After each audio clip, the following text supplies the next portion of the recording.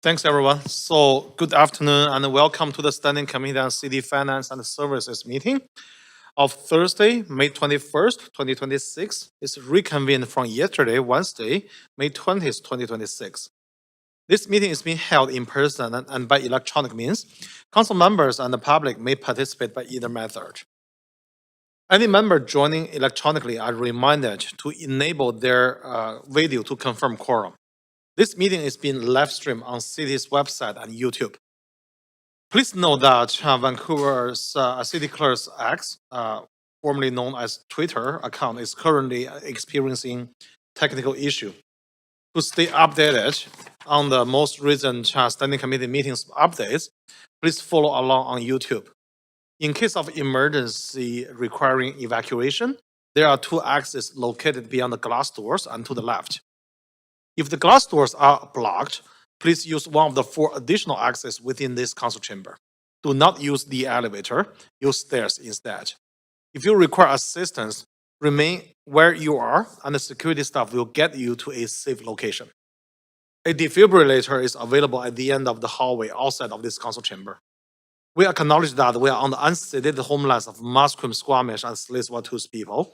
We thank them for having care of this land and look forward to working with them in partnership as we continue to build this great city together. I also want to recognize the immense contribution of City of Vancouver's team members who work hard every day to help make our city an incredible place to live, work, and play. Clerk, may we have the roll call, please? Councillor Zhou in the chair. Mayor Sim. Councillor Kirby Young. Not here. Councillor Dominato. Councillor Bly. Present. Councillor Fry. Councillor Montague. Present. Councillor Klassen. Present. Councillor Meisner. Councillor Orr. Councillor Maloney. This meeting has quorum, Chair Zhou. Thanks, Leslie. So this is plan for the day. If needed, we're going to recess at 5 p.m. for a dinner break and reconvene at 6 p.m. to complete the agenda.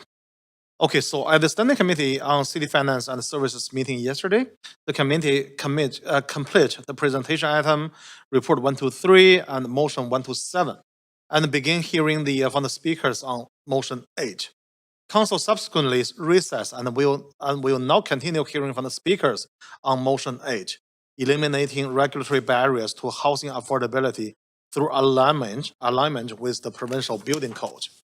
Public speakers should state whether they are in support or in opposition of the recommendations and may only speak once. I will also ask speakers if they are residents of Vancouver if it is not noted on the speakers list. So our speaker today is speaker 119, Mona Stilwell. Mona? Hello, can you hear me? Yes, we can. Please go ahead. Okay. My name is Mona Stilwell, and I've been a resident of Vancouver for 33 years. I'm a mom of 2 amazing kids and an owner of a Vancouver-based business, and I agree with BC Minister Christine Boyle in opposing this motion. Minister Boyle's staff are working on an impact analysis of the energy and zero carbon step codes. It makes economical sense to wait for this report so that Vancouver can ensure we are in alignment with current policies rather than creating uncertainty. If this motion goes through, it will ensure that Vancouver does not meet climate targets because gas burned in buildings is responsible for close to 60% of Vancouver's climate pollution. If this motion goes through, it will ensure that Vancouver is out of step with 9 out of 13 largest municipalities in Metro Vancouver, which all have bans on gas for space and water heating. Vancouver used to be a leader in climate mitigation practices, but this motion erodes that leadership position. This motion is not about addressing affordability.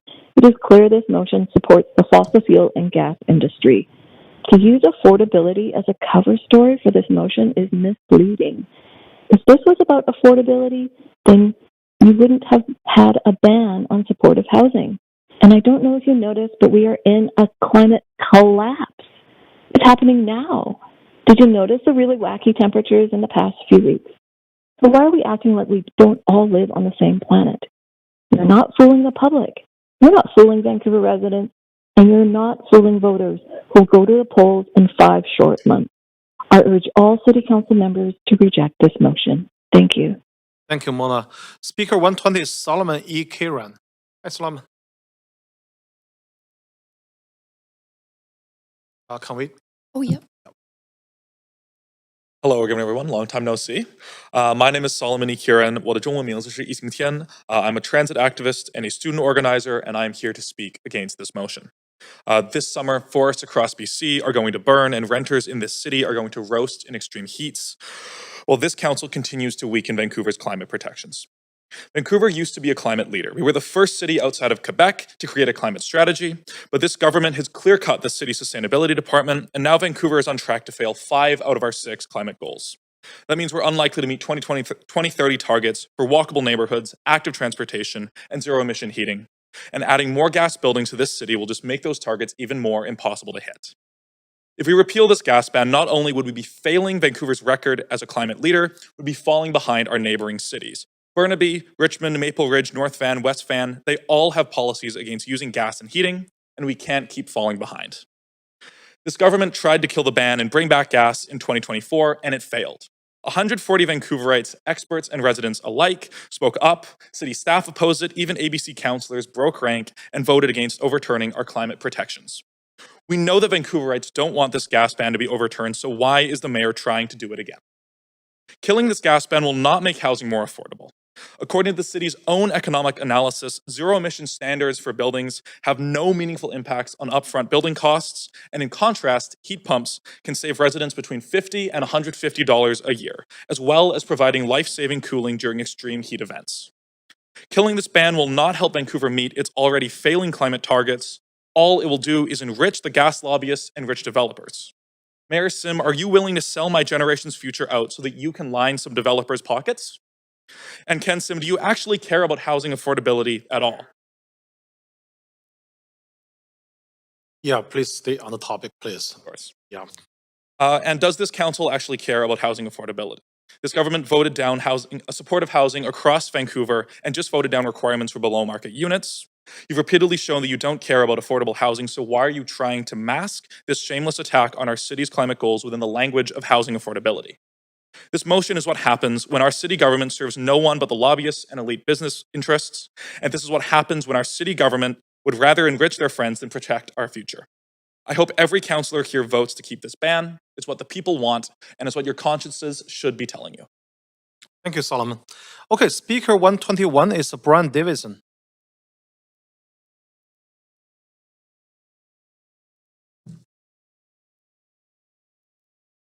Speaker 121 is not on the line. Okay, Speaker 122 is Rick Mann. Hi there, can you hear me? Yes, we can. Please go ahead. Perfect. Good afternoon, Mayor Sim and members of council. My name is Rick Mann. I'm here on behalf of Haven, the Home Builders Association of Vancouver, representing more than 1,100 member companies in the residential construction industry across Metro Vancouver. I also work hands-on in the housing industry every single day and see firsthand the growing number of projects that are struggling or being cancelled under the current conditions. Haven strongly supports Mayor Sim's motion number 8. This motion represents a practical and much-needed step towards restoring housing affordability in Vancouver. It would repeal the bylaw that bans the replacement of natural gas water heaters in single-family homes and townhomes effective January 1st, 2027. It would align Vancouver's housing and energy bylaws with provincial building code standards, effectively ending the current ban on renewable natural gas in new construction. It would also pause the costly Energize Vancouver program that forces strata condominiums and larger buildings to produce expensive annual energy reports that threaten significant fines, potentially over $1 million per year for larger, older buildings. These changes will deliver real savings. For individual homeowners, replacing a working natural gas heater or gas water heater with an electric system can cost between $5,000 and $10,000 or more once rewiring, reconfiguring, and other upgrades are factored in. These are costs that get passed directly to families and reduce housing affordability. For strata buildings and small businesses, the Energize Vancouver program adds layer upon layer of compliance costs that ultimately increase rents and operating expenses. We want to be very clear. This motion does not abandon climate goals or compromise safety. The BC Building Code already establishes strong modern standards that are used consistently across British Columbia. What this motion proposes is a transparent, evidence-based review of where Vancouver's additional rules go beyond the provincial standard. It asks whether those extra requirements continue to deliver measurable public benefits that justify the added cost, complexity, permitting delays, and reduced consumer choice. This issue extends far beyond Vancouver. Across Metro Vancouver, the cumulative impact of layered municipal regulations, rising construction costs, financing pressures, and changing requirements is making many housing projects unviable. Last September, West Group canceled its Ardea project in River District, a development that would have delivered more than 200 much-needed homes. Similar pressures are affecting smaller projects too, including laneway homes, multiplexes, and gentle density housing that are critical for addressing supply and affordability. When projects stop working, homes do not get built. Decisions made today will determine housing availability 3 to 5 years from now. Fewer projects breaking ground today mean higher prices and less choice for future residents. Many businesses, labor, and community organizations strongly support this direction. Mayor Sim's motion recognizes that affordability must now be a top priority. It brings Vancouver in line with the provincial approach and with common sense. We respectfully urge the committee to support motion number 8. We also encourage council to continue working collaboratively with industry and stakeholders to identify further practical solutions that restore housing viability and help deliver the homes Vancouver residents urgently need. Thank you for your time and consideration.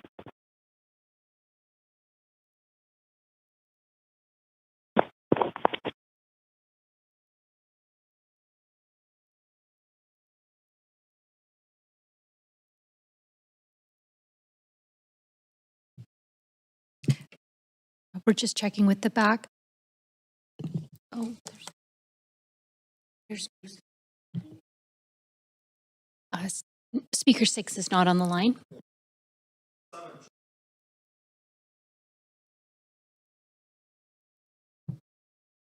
Thank you.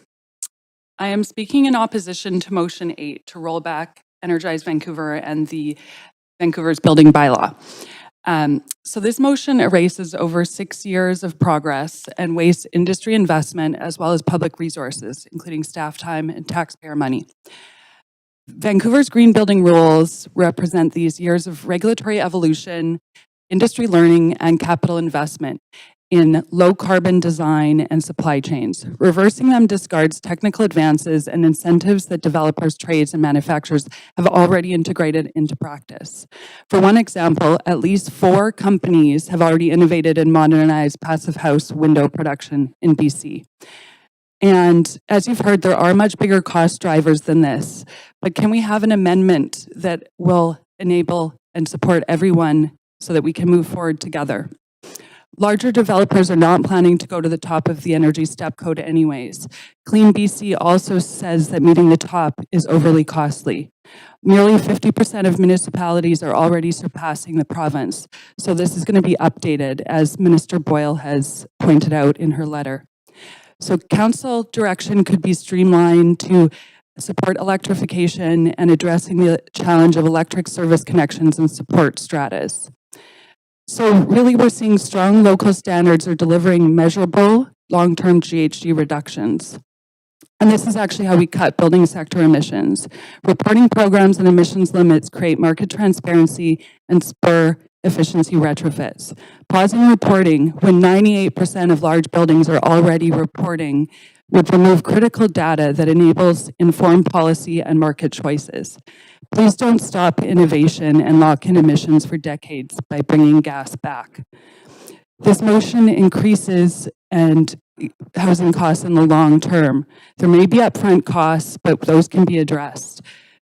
So lastly, evidence shows that energy efficient design, as I mentioned, reduces over time. So I think that this system is working. Yes, there can be some amendments made, and a sudden change is harmful to the industry and erodes trust in government. So this is about innovation, job creation, human and planetary health, and affordability. It is government's job to incentivize industries, or else nothing would ever change.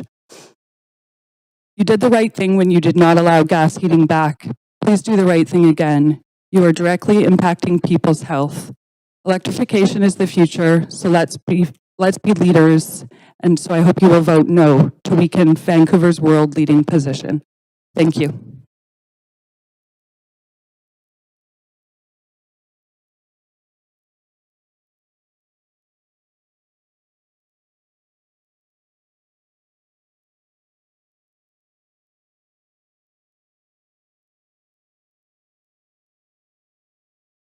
Selkirk. Not on the line.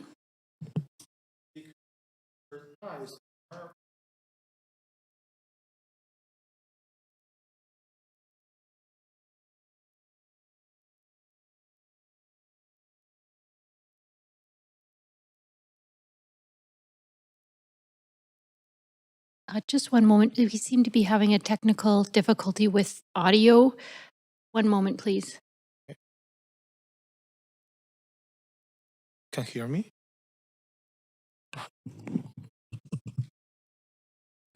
Okay. Oh, it's coming back, right?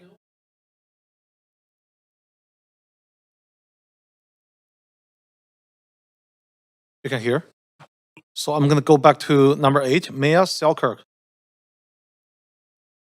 Not on the line. Okay, speaker number 9, Omar Bahimi. Yeah, I'm here. Yeah, please go ahead. Thank you.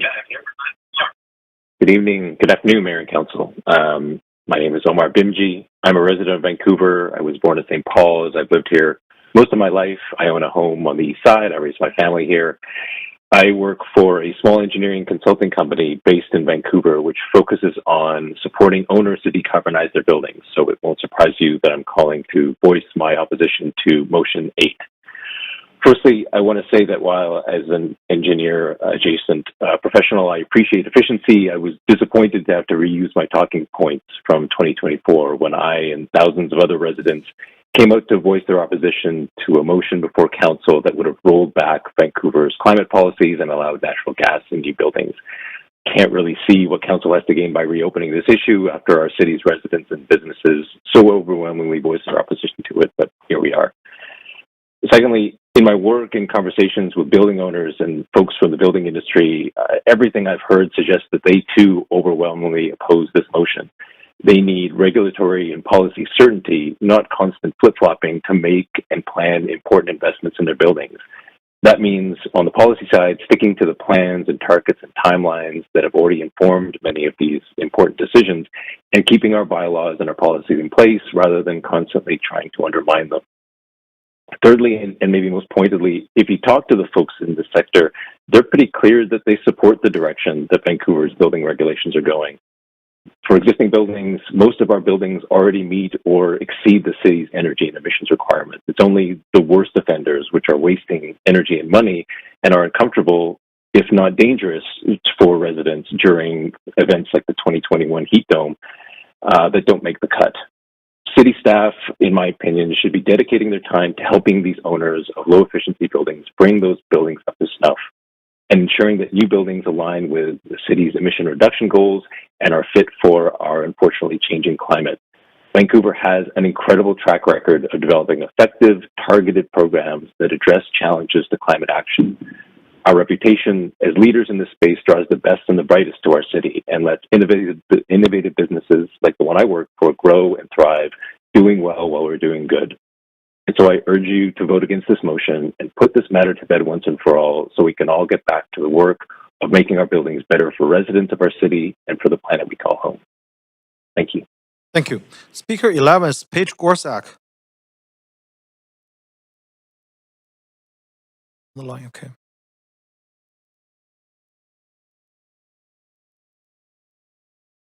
Paige, are you there?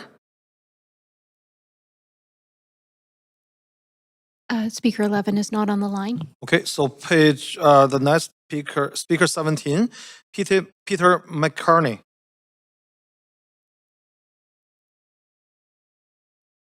Hello. Yeah, please go ahead. Hi. I wanted to call in today and express my strong opposition to the motion to roll back Vancouver's climate plan for, as far as I can see, no reason other than another attempt from the fossil fuel industry to eliminate the policies that are preventing them from gaining new customers in the city of Vancouver. There's no evidence that electricity or building with greener appliances is more expensive, and BC has extremely cheap power compared to other provinces. I'm from Alberta, where they use gas for their electricity, and it is significantly more expensive. There are new zero emissions building policies coming from the province in the fall, and most communities are already planning to phase out fossil gas heating by 2030.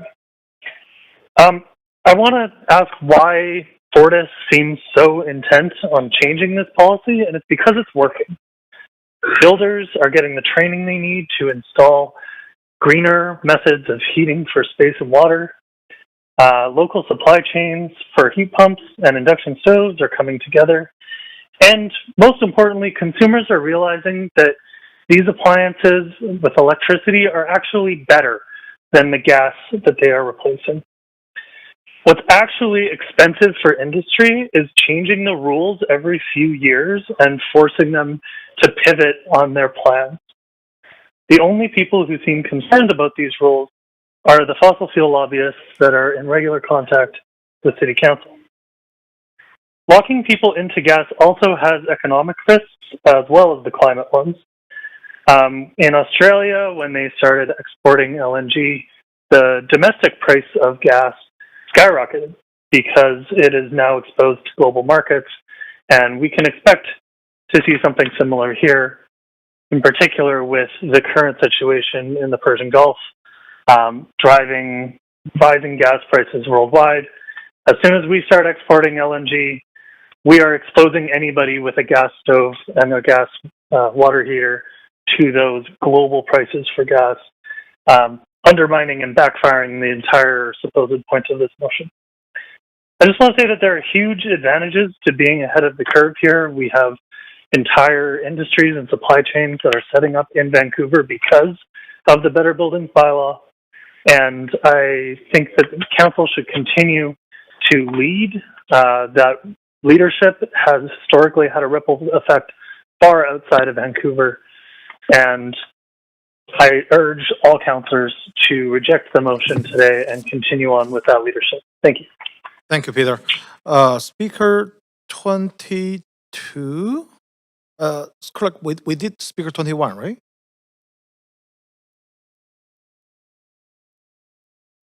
Yeah, we did that yesterday, right? 21. Yeah. Okay. Well, I'll just call speaker 21, Marcus Peterson. Okay, not on the line. Yeah. Okay. Speaker 22 is Chin Yang Boon. Hello? Yeah, Can please you go hear me? ahead. Thank you. Hello, Mayor and Council. I am calling to state my opposition to this motion. I have been a frequent pro-housing voice in this chamber and have advocated in support of many housing policies and buildings that were referred or voted against by members of this very council. I know what pro-housing policy is, and when pro-housing motions are proposed, I am very happy to support them at public hearings. Framing this motion, however, as a pro-affordability measure is laughable and absurd. Study, study, study. Every little thing that could potentially help our affordability crisis or save lives is watered down to a study by this council majority. It is laughable to me that elected officials who have in this chamber decried minor infringements of shadows on parks are going to pretend that lowering our energy standards to be worse than every surrounding municipality will somehow make our city more desirable to build housing in. Except that's not all. Somehow, there are things in this motion that are special and have been chosen not to be studied. It's the things that hurt our climate and align with the interests of the gas lobbyists that we know from FOIA have been visiting City Hall. Those get paused and repealed with no report, consultation, or review. And that's the crux of this motion. Study everything that's good. Do everything that's bad. In fact, that's basically what the last 4 years of council have been. While good motions this term have been referred to nowhere or endless study or have been passed and produced with zero results years later, instead 3 times we have had to fight the same fight over gas heaters. That's the thing our mayor cares so much about that he has to bring it up 3 times, even after the last 2 times it was voted down. This time, it's couched in language that is supposed to make me, a pro-housing advocate, support it, and without the decency to propose anything more than a study to back that up. I'll also repeat the claims from supporters comparing the cost difference between Step 3 and Step 4 when this motion brings us back to Step 1, or saying that Site C's capacity is quickly being taken up when it's almost entirely being taken up to extract more natural gas. What a bad faith omission to make in a discussion about a choice that will increase demand for natural gas. Councillors, you do not need to follow the mayor's lead on this. Using Vancouver's housing affordability crisis as a Trojan horse to cement Vancouver as a city of oil and gas is an action that makes me sick, and it should make you sick too. Thank you. Thank you. Speaker number 25 is Samuel Wood.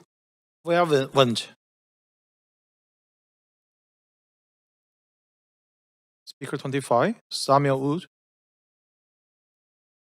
Online, okay. Okay, speaker number 26 is Gabriel Askoner. Not on the line? Not on the line, okay. Speaker 28 is Kayla Zander.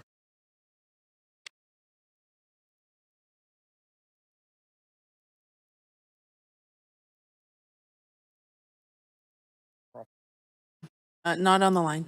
Okay, speaker 30 is Jeff Lister. Says in person. They're not on the line. Okay, speaker 34 is Alex Boston.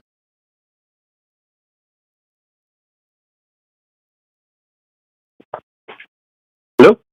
Yep. Alex, please go ahead. Alex, Okay. my understanding is you are representing a group of speakers, right? Yeah, they are no longer here at this current time. Okay. Chair So, Zhu, can you confirm if the clerk has my presentation, and if so, bring it up on screen? And if they don't, yeah, they don't because you submit the presentation after the deadline. okay. And I since you can- are only speaking for yourself, so you have 3 minutes. Okay, esteemed chair, your worship, councillors, I'm not sure where you get the energy. It is boundless and renewable. This is what we need in our buildings. I do not support or oppose the motion, but it must be amended to address its intended objectives. I no longer live in Vancouver. I work here. I have served scores of local, provincial, and federal governments, developers, nonprofits, universities to solve our biggest problems. I am failing. You can help by amending this motion because we are all failing. Details are in correspondence sent 2 days ago. This motion has some laudable rationales and recommendations. Affordability is our single most important and immediate priority. We need new solutions. Prefabrication and standardization is the most important cornerstone for delivering on affordability. It is also the only way we will deliver high performance, high quality buildings with low operational costs at scale, and a reputation for a robust prefab industry. We are already delivering zero carbon multifamily, 30% below average cost of minimum energy code in the prefab sector. The city can help strengthen and expand this ecosystem. We need to address a number of key omissions. We have to exploit synergies, not trade-offs. Most institutions operate in silos, not just a climate silo, an affordability silo, an economic development silo. Well-meaning policies aggravate issues beyond their silo. This is our biggest alignment challenge. We need innovators like the city to cut through with systems thinking. Long-term affordability is essential. While heat pumps have higher upfront costs, they are the ultimate Swiss Army knife. Heating, cooling, air filtration, cutting operational and life cycle costs well below gas and air conditioning systems in most cases. There will be cases where high-efficiency gas hybrid systems provide savings. City policy should consider these options. All alignment already exists on energy and emissions. Every neighboring municipality and the majority of the regional construction industry share Vancouver's energy and carbon requirements. Moreover, Vancouver's STEP code and its ultimate objective is so compelling, it has been adopted as Canada's model national energy code. Seattle, New York, Denver, Massachusetts have all adopted the framework. Vancouver's STEP code is a reason to have swagger when we walk. We can afford to do a much better job at aligning development and building permitting. Key amendments exploit synergies, not trade-offs, in new and existing buildings and off-site manufacturing. pioneer a new path for other jurisdictions, helping diverse Sorry, and Alex, diverging. that's your time. That's your 3 minutes. But thanks for Thank speaking you. to council. Okay, Speaker 37 is Amanda Mills. Not on the line. Okay, Speaker 41 is Jason Talkman. Not on the line. Speaker 42 is Amory Haven.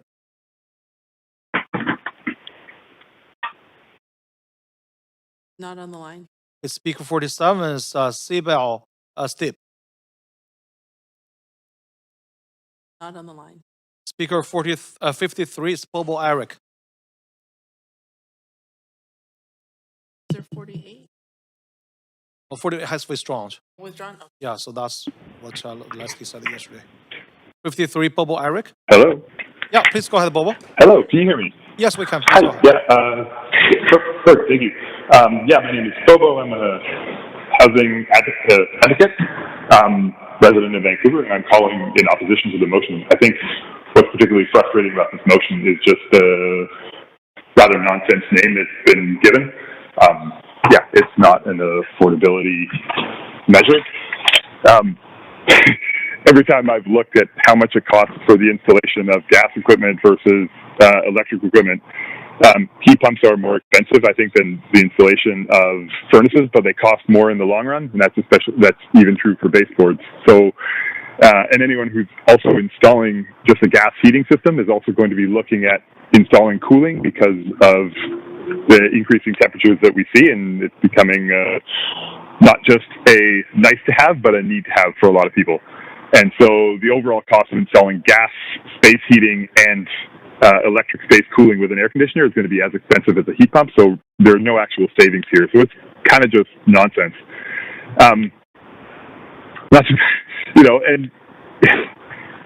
so anyway, I just find that particularly galling that it's we're couching this goal of affordability and making housing more affordable in nonsense terms. So yeah, it's really frustrating that yeah, we kind of have to go through this again. I think one of the earlier speakers sort of made the point that we've we sit through this all the time, and we always have to sort of, as housing advocates, we show up at council and we sort of advocate for more housing and advocate for the reduction in fees, reduction in the costs, to try and reduce the cost floor on housing so we can get more of it. And what we're getting here is the co-opting of that language and the co-opting of those ideas to push through policies that don't work. And so that's really frustrating. And so I hope that you will do what you did 2 years ago and say no. Yeah, send this one back to the drawing board because it's ill-conceived and poorly named. I'm done. Thank you. Speaker 55 is Safdar Reza.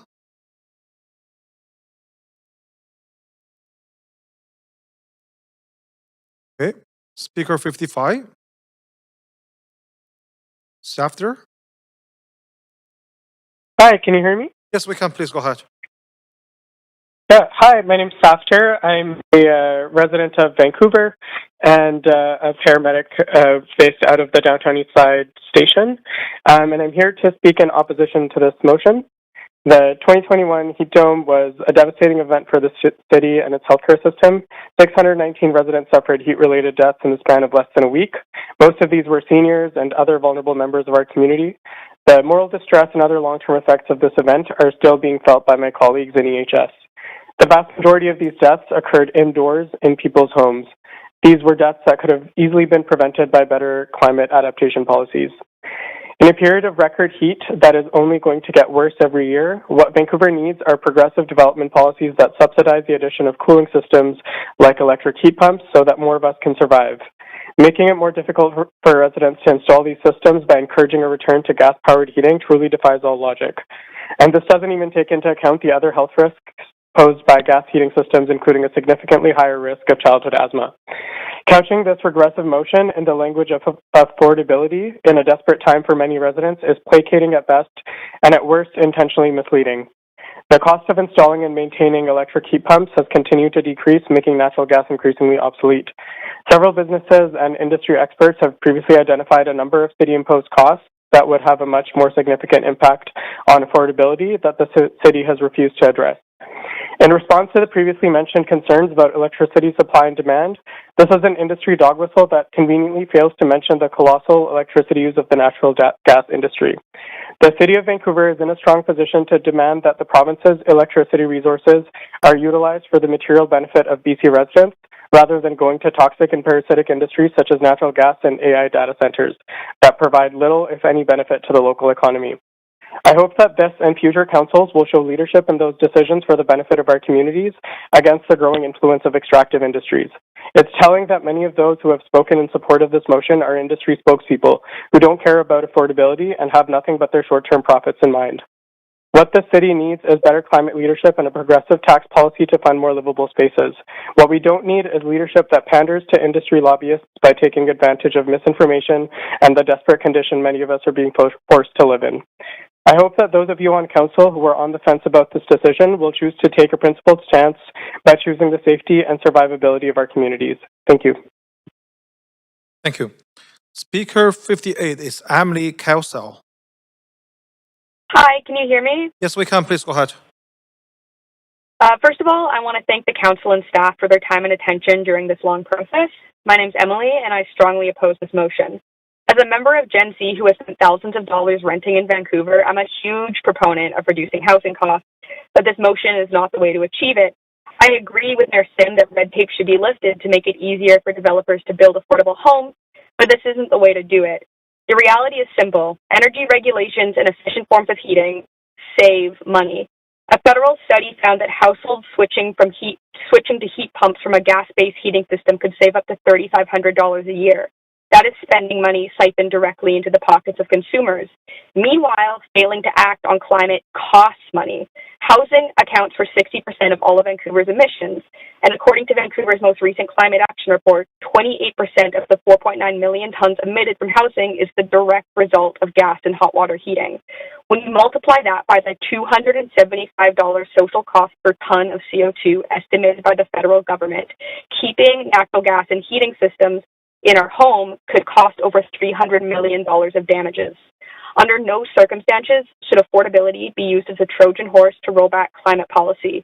Perhaps the clearest reason of all this motion shouldn't be passed is point B, which creates non-enforcement of the Energize initiative, basically repealing it before any meaningful reporting is done. I strongly oppose this motion from the outset, but point B, which strips away an important piece of citywide progress without process, should be removed without second thought. I know this council wants to make Vancouver a better place. I'm a swim instructor and a lifeguard, and I want to say thank you for passing the motion yesterday about free swim lessons. This proves to me how much this council cares. But now when world leaders, especially those in the U.S., are apathetically slashing important pieces of social progress like climate legislation under the guise of economic efficiency, it's more important than ever that this council stands strong on those long-term principles of care and protect our climate bylaws and recognize that an affordable and livable future are inextricably linked. Thank you so much for your time. Thank you. Speaker 63 is Anna Holton. Anna Holton, Vancouver resident. I am opposed to Motion 8. It is a wolf in sheep's clothing seeking to gut the city's climate-friendly building bylaws while pretending to promote housing affordability. Vancouver's unaffordable housing is due to speculation and land lift, not Vancouver's deviation from BC Building Code. If Motion 8 is approved, gas will be allowed again in new builds. Burning gas in buildings is responsible for nearly 60% of Vancouver's climate pollution, making the city hotter. Vancouver experienced a heat dome in 2021 and is expecting a drought in 2026. Similar events may become annual as the climate warms. I wish I lived in a fully electric building, but my 25-year-old strata building has unhealthy gas fireplaces and gas stoves. I avoid using them. 2 years ago, I turned off my gas fireplace to rely on ambient heat and occasional electric heat. I rarely use my gas oven and limit stovetop burner use. If it were easy to do so, I would change to a heat pump and an electric stove. These changes are not easy in my old building. It has no outlet for an electric oven. just a gas connection. Complex strata bylaws, difficult retrofitting, and expensive installation prevent conversion to electricity. But gas heating and cooking are not my only issue. Cooling is a growing concern in my southwest-facing unit, high above shady tree canopy. It's often over 26 Celsius even now, despite heat-blocking window shades and fans. There's minimal AC. An electric heat pump would provide necessary cooling, but I'm stuck with gas. Constructing new buildings with electric heat pumps instead of gas furnaces will provide both heating and cooling, something gas furnaces cannot do. Doing so will dramatically slash climate warming greenhouse gas emissions and improve public health. Several speakers said BC's electric grid will be overwhelmed if all new builds are electric. We should prioritize residential electricity needs and scrutinize commercial uses carefully. BC should not be welcoming AI data centers here to drain our aquifers and deplete our electric resources. Further, BC Hydro must vigorously explore innovative ways to generate electricity. Hydro dams, wind and solar power are not the only ways to generate electricity. Japan uses innovative power generation, including salinity gradient power in river estuaries and piezoelectricity created by foot traffic in metro stations. Please keep the existing gas ban in new buildings and promote public health. Thank you for listening. Thank you. It's Speaker 66, Duncan Martin. Duncan? Hello? Yeah, please go ahead. Duncan Martin, calling as a Vancouver renter with 23 years. Is Duncan talking? 3 years with 12 years direct experience in the residential. Hi, Duncan, we can hear you. You can? Yeah, now we can. Please speak louder. Thank you. Okay. I work with Vancouver Renewable Energy Co-op. I'm also calling as a father of a 9-month-old child. I oppose Motion 8 and its deceptive affordability premise. I'm familiar with the frustrations of the building permit process, and I've been known at times to complain that some details meant more design time or a delayed start date of a project. I would argue this is more to do with staffing shortages than the code itself. In the end, what matters to me most is that our city stays on track and continues to promote energy-efficient building methods, such as the Net Zero program, which allows people to increase their floor space ratio in return for meaningful efficiency measures. Red tape is sometimes with a purpose. It's a necessary reality that we adapt to, and we train our staff around it. We don't allow asbestos in our homes, and we don't need asthma-causing fossil gas either. For those gas fitters who say we need a balanced approach, Vancouver is still heavily tilted toward gas use in legacy systems. Stop trying to co-opt the word choice, just as you're co-opting the word affordability. Allowing gas in new buildings takes us further out of balance. Vancouver, for a number of reasons, has decided it's critical for us to be world-class. I can get on board with that word if world-class means more than hosting expensive sporting events. I want world-class to mean that when we watch DOGE erode meaningful climate policy to the south, that forward-looking cities like ours use our strength and considerable influence to forge ahead as an example to the world on how we can keep our shared home a little more livable for the next generations. Reversing the ban on new fossil gas heating and striking other parts of our building code that address climate change, this is a huge mistake, and I know it's one heavily influenced by the fossil fuel industry, who spent decades marketing fracked fossil gas as a natural and clean source and cynically sowing doubt about renewables and battery storage. This is not world-class, but you guys already know this. On a sadder note, I've known multiple people in my life who have died of carbon monoxide poisoning due to incomplete combustion of natural gas furnaces. I've also wake up my neighbor in East Vancouver at 2 o'clock in the morning because his carbon monoxide detector was going off. And indeed, he had elevated levels of carbon monoxide due to an improperly sized air vent.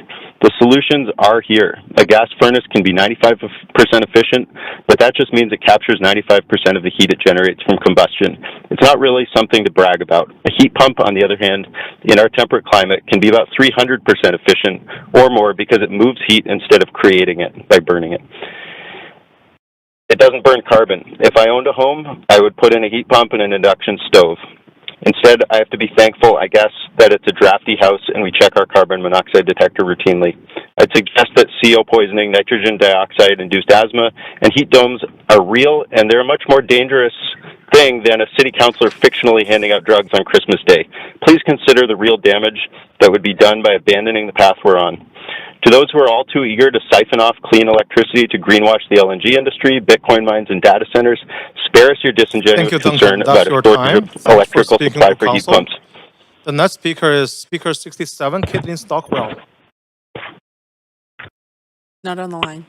Okay, Speaker 75 is Hakon Coyote.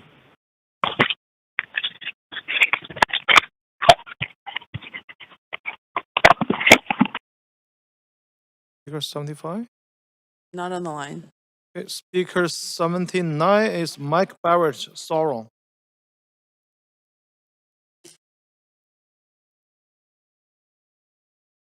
Not on the line. Speaker 80 is Al Abdul.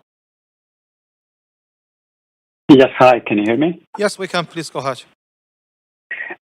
Yes, hi, good afternoon, Mayor and Council members. Thank you for allowing me to speak today. My name is Al. I'm Director of Construction with BC Urban here in Vancouver, and I'm calling in full support of this motion. I want to talk about one specific practical way that we can help make housing more affordable. Let me be clear right up front. Using natural gas does not break the building code. It's perfectly safe, legal, and widely accepted across the Canada and the U.S. The issue is not the code. The issue is the local policies that push for full electrification, even when that approach drives up costs dramatically. And we're responsible for that cost. We have a couple of new projects in Vancouver. As a builder, we would like to bring natural gas into the mechanical system, specifically into the boilers and the domestic hot water. First, construction cost savings. If we can run the building mechanical system on natural gas, our electrical equipment can be smaller. That means a smaller electrical room, lower cost for the electrical substation, and less expensive electrical infrastructure overall. But here's the bigger issue. Electrifying the entire project is extremely expensive. And frankly, BC Hydro does not even have the existing infrastructure capacity to support a full electrification of all new development in many parts of the city. As a result, developers end up paying millions of dollars to upgrade those local electrical grids, and that's only a single project. Let me give you a real example on a recent project that we just finished. We spent over $1.3 million on infrastructure for BC Hydro. That just upgraded the neighborhood's hydro capacity. That money could have been spent on more housing on it, right? Better amenities and lower rent. The second is natural gas is cheaper than electricity for heating and hot water. That means lower operation costs for the building. When we finish the building, it's lower cost. We can pass those savings along. For rents, utility bills for tenants can be lower as well. We are not asking to eliminate electricity at all. We are asking for a balance. Just to balance this sensible mix of gas and electricity that keeps costs manageable. Right now, we're being pushed towards an all-electric system that drives up the construction cost extremely high and millions of dollars. Again, we don't have the capacity. The grids are limited. I'm asking the city to align the local regulations with the existing building code to allow natural gas as an option in our buildings. And thank you again for the opportunity. And I argue you to support this motion. Thank you so much. Okay, Speaker 83 is Robert Elder. Can you hear me? Yes, we can. Hi there. My name's Robert Alder. I'm calling to strongly oppose this motion. Taking time out of my day here with my 3-year-old son and speaking against this because it feels like incredibly important to my future and his future that you don't do this nonsense and erode the building standards that we've been improving to prevent forest fires, to prevent smoke days. It's been maybe a year or two since we've had a bad smoke summer. I don't want to make that worse. Do you? To the last speaker's points, bringing in all these externalities of electrification, of, maybe Maybe we need to do things to build up the grid. Maybe there's costs there. Well, let's not forget about the externalities on the other side. Externalities like buying air filters, like canceling vacations, like hospital stays going up from heart disease and lung conditions. I won't go on anymore. I think it's clear. I think if you know what's good for the city, you will vote against this.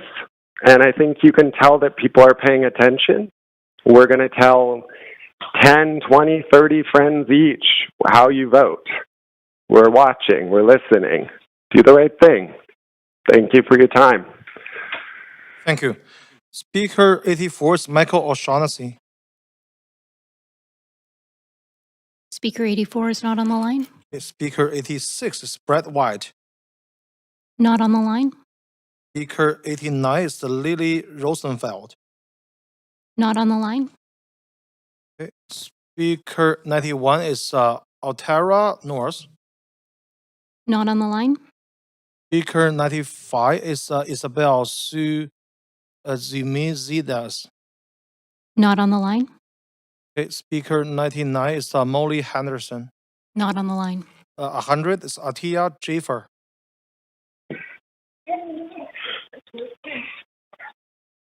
Hello. Yeah, we can hear you. Can you hear me? Yes, we can. Okay. Hi, my name is Atia Jaffer. I'm a resident of Vancouver. I'm a mom. And I'm also taking time out of my day hanging out with my 3-year-old right now. But I think it's really important to speak to this, and that's why I'm seeking to oppose this motion. I'm devastated to hear that in the middle of a climate emergency, the government is prioritizing our dependence on fossil fuels and putting climate action against affordability. This is a dangerous precedent, and it's false. Climate justice is an affordability issue. We can look back at the heat dome of 2021, which we're just coming on the 5-year anniversary. The 619 people who lost their lives were disproportionately vulnerable and impoverished people living in substandard housing. Their lives could have been saved with climate action such as heat pumps that don't only reduce reliance on climate-burning fossil fuels, but save lives during extreme heat events. And that's what we would do if we continue to uphold our commitment to not putting gas hookups inside new builds. We would ensure that we're expanding access to life-saving technologies such as heat pumps that are critical lifelines during extreme heat events, and they reduce our energy costs. Everyone that I have spoken to that has access to a heat pump cannot stop talking about how much they save on their energy bills as a result of this. It's really important to recognize that we need to prioritize action that actually supports people, not action that makes fossil fuel CEOs richer, which is what the city is trying to do.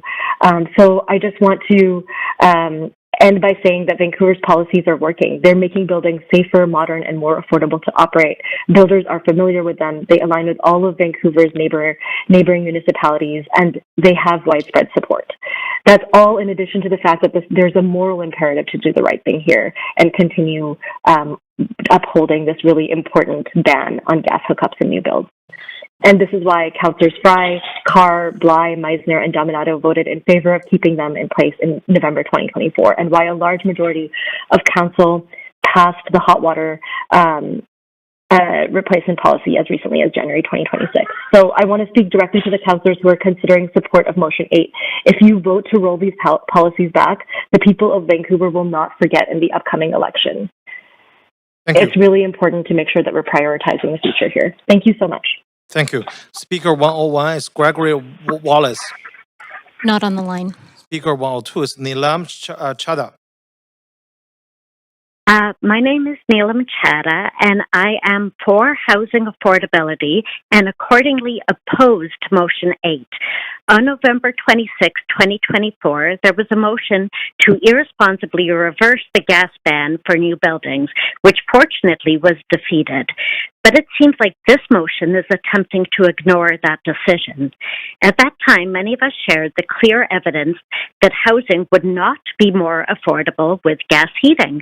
I cited the November 12, 2024 Council report, which outlined how gas in new buildings would make no sense, including that gas heat would not save money and would cost more. The installation cost is similar or possibly less for electric heating, which is from page 5. Once electric heating is installed, it will save money, so it would be a financial benefit, not a loss to have electric heating. Heat pumps also save money for heating, but also for cooling during summers. Cooling during summers is increasingly relevant with the higher frequency and severity of heat waves that we are facing due to the climate crisis. Our province has a zero-carbon step code that Vancouver will need to comply with, as we do not have good reason to not comply. So it would save money by not retrofitting after installing gas when we shouldn't. The motion resolves to pause the Energize Vancouver bylaw implementation, but that bylaw is there for a good reason. It requires buildings to limit emissions, which is absolutely critical in a climate crisis. If you care about affordability, it is essential to reduce emissions, as the climate crisis will drive up costs, including damage to city infrastructure and services and food shortages. Under SEEP, Vancouver was to reduce emissions by 50% by 2030. We are already far behind target, and gas heating would be a catastrophic failure. The majority of the city's emissions are from housing. Installing gas heat in new buildings will cause over 12 times the emissions of electric heat per year. From the November 2024 report, gas heating would increase Vancouver's carbon footprints by 65,100 tons per year by 2035. Don't ignore that. We are in a climate emergency that is not being treated like an emergency by some members of City Council. When your house is on fire, you should be using recognized strategies to put out the fire instead of throwing more gas on the fire, nearly literally. I urge you to make the responsible decision. Thank you. Okay, thanks. Speaker 111, Derek Hunter. Not on the line. Speaker okay. Speaker 115 is Sarah Chesterman.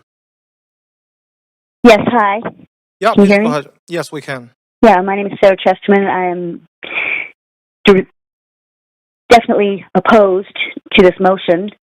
First of all, I have to say that I went to the city's website in order to make a comment, a written comment, and I saw that, as observed by a previous commenter who was among the huge number of those against several motions, that indeed on that and other motions, one person was doing all the commenting for the motions, and when you go into the comments, they aren't even actual comments. They are just like links, bogus links, and this sort of thing.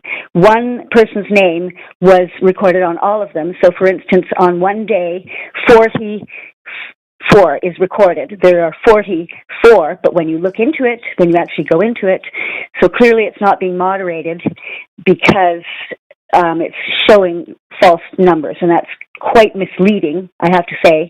So, because the actual reality is that the overwhelming percentage is of against comments on almost all of the motions, and I'm not going to say which ones they were because I didn't record the numbers, but they're to do with the hearing yesterday anyway. So, that seems to me to be a sort of a form of fraud. I mean, I'm not saying it's intentional, but it does, if in fact the comments are even seen by council members or by the mayor, but the fact that they remain manipulating the evidence of overwhelming opposition to these motions, I think that it sort of indicates that they're not being read or referred to, but that's just an appearance. Anyway, the second thing is that in doing my research for making this comment today, and hopefully it doesn't slow me down, but here is something that is quoted directly from Google and presumably AI or whatever, but here's what a quote right from there. A slowdown in new condo and rental construction here in Vancouver means is reducing the amount of activity in the market, requiring trades to become more competitive and reducing costs for struggling developers. Construction costs in BC in the private sector are expected to fall by 3 to 5% in 2026. So that's one thing. Then another section says I was looking up the Vancouver building codes as opposed to the provincial. And here it said, Vancouver's ability to adopt and enforce its own building bylaw has provided the City of Vancouver the opportunity to be a leader with respect to building regulations in the areas of safety, health, accessibility, alteration to existing and heritage buildings, artist live and work studios, energy utilization, rain screen cladding, system seismic, and at the very end, climate, Thank you, which I Sarah. believe That's should your be at the time. top. Thank you. Okay, speaker 121 is Brian Davidson. Not on the line. Okay, thank you. So that's the end of our speakers list. Okay, thanks everyone for speaking to the standing committee. Committee members, is there any discussion? Okay, Councillor Orr. Thanks. I would like you to rule this motion out of order. Under procedure bylaw section 8.7, the chair has the authority to refuse to open a motion for debate if it is incompatible with the health and safety of our inhabitants or if it conflicts with existing laws and statutory plans. I'm asking the chair to rule this motion out of order on the following grounds. Conflict with Climate Emergency Action Plan. Council mandated policy under CAAP requires cutting carbon pollution by 50% by 2030. Since natural gas use in buildings accounts for 57% of Vancouver's total carbon pollution, city staff have already warned that allowing gas would make meeting these science-based targets far more difficult. Conflict with Zero Emissions Building Plan. Adopted in 2016, this plan requires the majority of new buildings to have no operational emissions by 2025 and all buildings by 2030. This motion seeks to pause the very regulations necessary to achieve these targets. A violation of Healthy City Strategy, Goal 16 of the refreshed 2026 strategy, climate change and disaster resilience asserts that we cannot have healthy humans without healthy environments. By increasing emissions, this motion actively degrades the environment necessary for public health. Breach of the Code of Conduct and Public Trust. Council members are bound to act as keepers of the public trust, proceeding with a motion that reverses a decade of climate policy to the material benefit of a senior advisor to the mayor, who is currently director of 2 private LNG firms, raises concerns regarding the ethical decision-making and integrity. Violation of Section 8.7A of the procedure bylaws. This motion is fundamentally incompatible with the health, safety, and welfare of Vancouver inhabitants. Natural gas in buildings is a primary driver of indoor air pollution, which linked to higher rates of asthma. Further reversing carbon reduction mandates undermines our safety against climate disasters, which caused 117 fatalities alone. Okay, thanks. It's 8.7, Councillor? 8.7A and B. Okay, thank you. So we're going to take a 5 minutes recess and we're going to come back. We're going to be back at 4:20. A and B, 8.7 A and B, right? Yeah. Okay.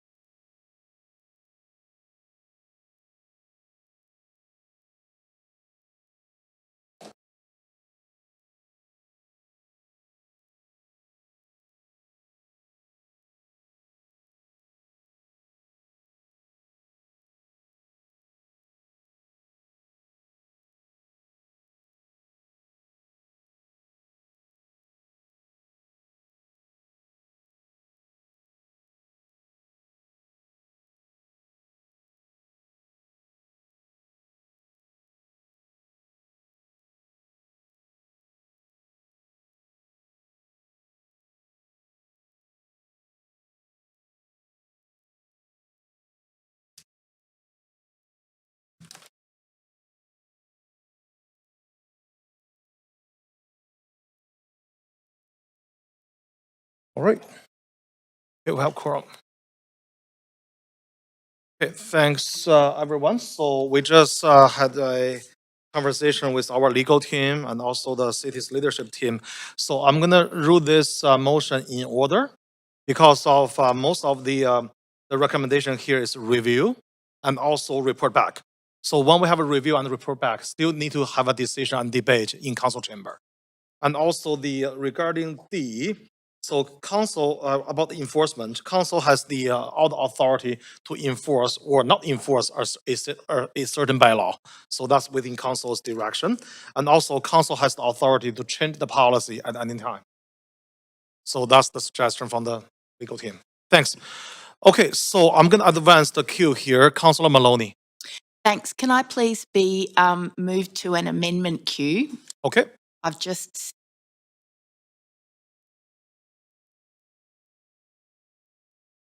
Okay, please add yourself there, Councillor. Okay, please go ahead. thank you.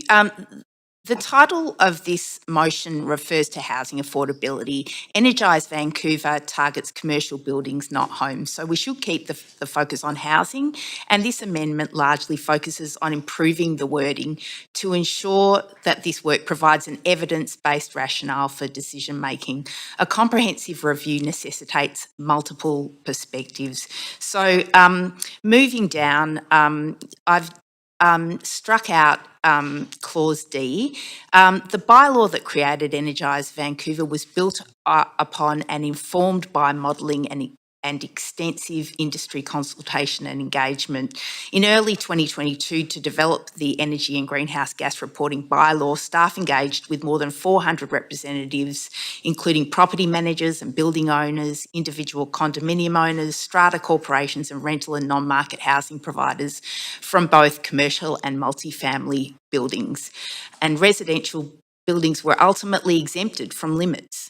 So in addition, 32 partner organisations, including industry associations, local utilities and district energy service providers were also engaged to promote and participate in the process.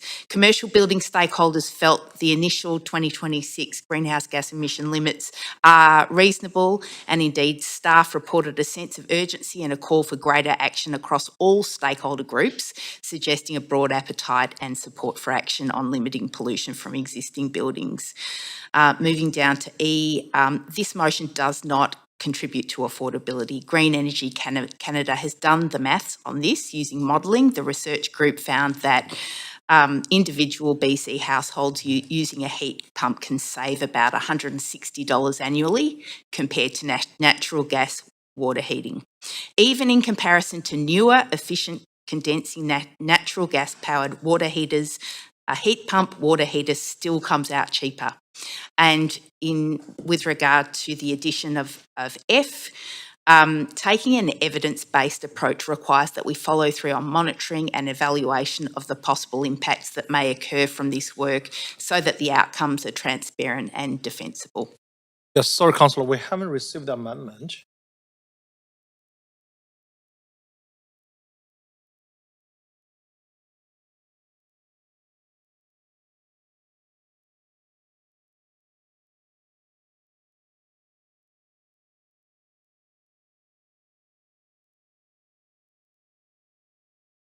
Okay, there we go.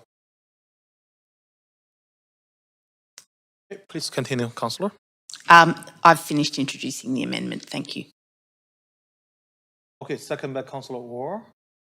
I just want to make sure that all the councillor has a chance to review the amendment. I'm very happy to have a short recess or delay.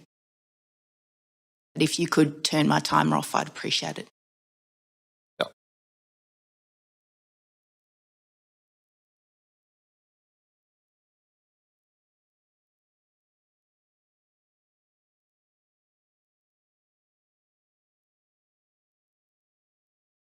And I'd welcome it being displayed on the screen for... Yeah, click, please display that.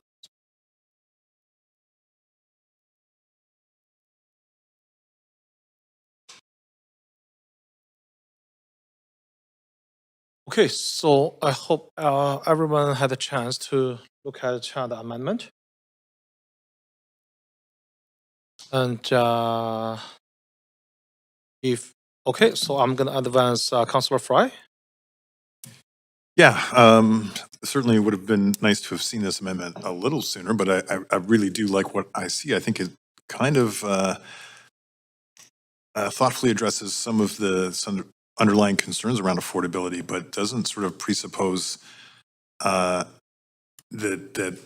affordability per se is compromised by smart climate policy that also actually delves into the reality of the cost of utilities for Vancouverites, which I don't think has really been articulated at all in this motion on the whole. So I think this is a little bit more of a thoughtful approach to what I think should be the primacy here, which is around affordability, but also thoughtful climate cognizant policy. So happy to support this amendment. Okay, thanks. Councillor Corbian. Yeah, thanks, Chair. Can I ask a point of information through you to the Deputy City Manager? Just want to clarify a point that I heard that was stated. Is that okay? Yeah, it was, I struck by the fact we're trying to have a fact-based decision, and I just heard a comment that around this applying to commercial buildings and not residential. Can you clarify to the Deputy City Manager, does Energize not apply, for example, to existing multi-strata residential buildings? Sandra Singh, Deputy City Manager. Energize Vancouver has recently expanded to strata. Yes, so it's it not does. quite accurate to say that It does not apply to residential. It does apply to residential, correct? Yes, correct. Okay, I just wanted to clarify that point, just so that people that are listening and following along have the right information. Thank you. Okay, thanks. Okay, seeing no one else on the queue, so let's go to the vote for this amendment. So Council, please register your vote on the voting panel. We are voting on Councillor Maloney's amendment.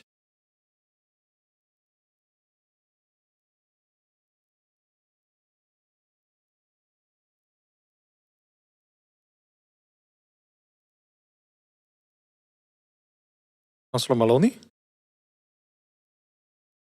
Okay, the amendment failed with Councillor Joel Corbian Dominado, Montague, Klassen, Meisner, and Mayor Sin in opposition. Okay, going back to the main queue, Councillor Maloney. I'll come on again. Okay, Councillor Klassen?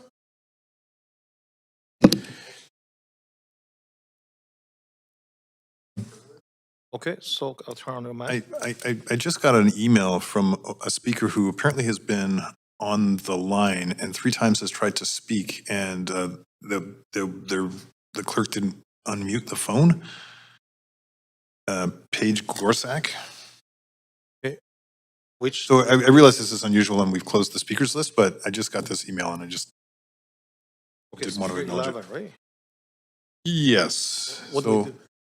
They've been trying to speak to the motion. 3 times she tried to speak, and the operator didn't unmute. Okay. Okay, so I think it's very unusual. And we already closed the speakers list. I appreciate that. Yeah, so I think if Speaker 11 want to submit some comments or even send an email to council, yeah, she can always do that. I think I just don't want to make exceptions. Otherwise, all other, callers going to call in for No, this. and thank you. Just to allow me to even indulge that. Thank you. Oh, she disconnected. It's not because we didn't unmute her. Okay. She got disconnected. Just want to clarify that. All right, so Councillor Klassen, I'll stop you, reset your timer. Councillor Klassen. Okay, please go ahead. Thanks very much, Chair. So I'll just start by saying how much I deeply respect the passion of the speakers that we heard from during this discussion. Vancouver has been long recognized as a leader on climate action, and I believe most people in this chamber share the same broad goal: reducing emissions, building a more sustainable city, and leaving a healthier environment for future generations. But I also believe we have a responsibility to ask difficult questions when policies begin colliding with another defining challenge we face: the lack of affordability. And that's what this motion is about. We're living through one of the worst housing affordability crises anywhere in the developed world. Families are struggling, seniors are struggling, young people increasingly wonder whether they'll ever be able to afford to stay in a city that they grew up in. At the same time, construction costs continue to rise, financing costs remain high, and every additional layer of complexity, duplication, or regulation imposed by government ultimately gets passed on to residents. That reality matters. And I think we have to be careful as policymakers that we do not become so focused on regulatory ambition that we lose connection with the lived experience of the people we're trying to serve. Because climate policy does not exist in a vacuum. Policies succeed when citizens believe they are practical, fair, and achievable. They succeed when people feel that they still have agency and choice in their lives. And they succeed when governments remain connected to economic reality. They fail when they don't. What concerns me is the risk of policy overreach and when we ignore the weakening support for these initiatives. Not because environmental goals are wrong, but because public confidence can erode when people feel the costs are continually rising while flexibility and affordability continue to shrink. Around the world now, we're watching governments grapple with this exact challenge. We're seeing a political backlash emerge when citizens perceive policies as economically punitive or disconnected from their everyday realities. I don't believe Vancouver should ignore these lessons. And I think it's worth reflecting on the broader discussion happening nationally as well. Even leaders strongly committed to climate action, including Prime Minister Mark Carney, are increasingly speaking about pragmatism, competitiveness, energy security, and economic resilience. There's a growing recognition that the environmental progress and economic sustainability must move together. And frankly, there's an irony here that shouldn't be lost on us. British Columbia continues to support and expand LNG development as part of our provincial economy and energy strategy. And at the same time, Vancouver is increasingly moving toward restricting the use of natural gas within our own city boundaries. While global supplies of energy are increasingly in peril, how we use our sovereign energy supplies matters more than ever. I think it is reasonable for Council to ask whether our approach remains balanced and proportionate, noting that this motion does not abandon climate action, nor does it prevent innovation or electrification from continuing to grow. What it does ask staff is to review whether Vancouver's unique regulatory divergence from the rest of BC continues to make sense in the middle of an affordability crisis. We're the only municipality in the province operating under our own standalone building code. That has real consequences for builders, manufacturers, designers, and ultimately renters and home buyers. If there are areas where regulations are increasing costs without clear evidence of meaningful public benefit, then we have a responsibility to review them. That is simply good governance. And I want to emphasize another important point. Leadership does not always mean being the furthest out ahead. Sometimes leadership means finding durable solutions that citizens can realistically support and afford over the long term. Because if we lose public confidence, if people increasingly associate climate policy with unaffordability and declining quality of life, we risk undermining support for the very progress we're trying to make. I believe Vancouver can continue to be a climate leader, but we must remain a city that is affordable, economically competitive, and grounded in practical reality. And that's why I'll be supporting this motion today. Thank you. Thanks, Councillor. Councillor Orr. Thanks. A question through you, Chair, to the mover of the motion. Was your senior advisor, who is currently a director of 2 private LNG firms, involved in the drafting of this motion or the consultation with stakeholders cited in the preamble? To the best of my knowledge, no, he was not involved in the drafting of this memo. Has the city solicitor reviewed the motion for potential conflict of interest given the direct financial benefit it provides to firms managed by the mayor's senior office staff? So everything we do at the mayor's office, we, review for conflict of interest. I've been in this chamber personally, as you know, in an abundance of caution, even when there is not a conflict of interest, but there could be a perceived one. I've excluded myself from that. And that's how we run the mayor's office. So thank you. Awesome. Yeah. Okay. Well, with that, I'll go to an amendment queue. Just if there's no objection to. Okay, I'll move you to the amendment queue, Councilor Ward. Yeah. Just.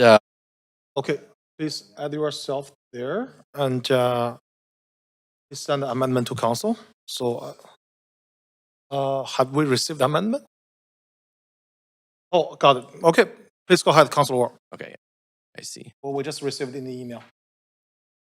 Thanks. Yeah, just if just for full confidence, I believe Councillor Clausen was just talking about public confidence and good governance, and this is just in the spirit of those two things that we have full transparency here, and yeah, that's why I'm moving it. Thanks. Okay. Okay, any councilors? So if not, I'm gonna call the vote. Councilor Kerr. Okay, so take your time, Mayor.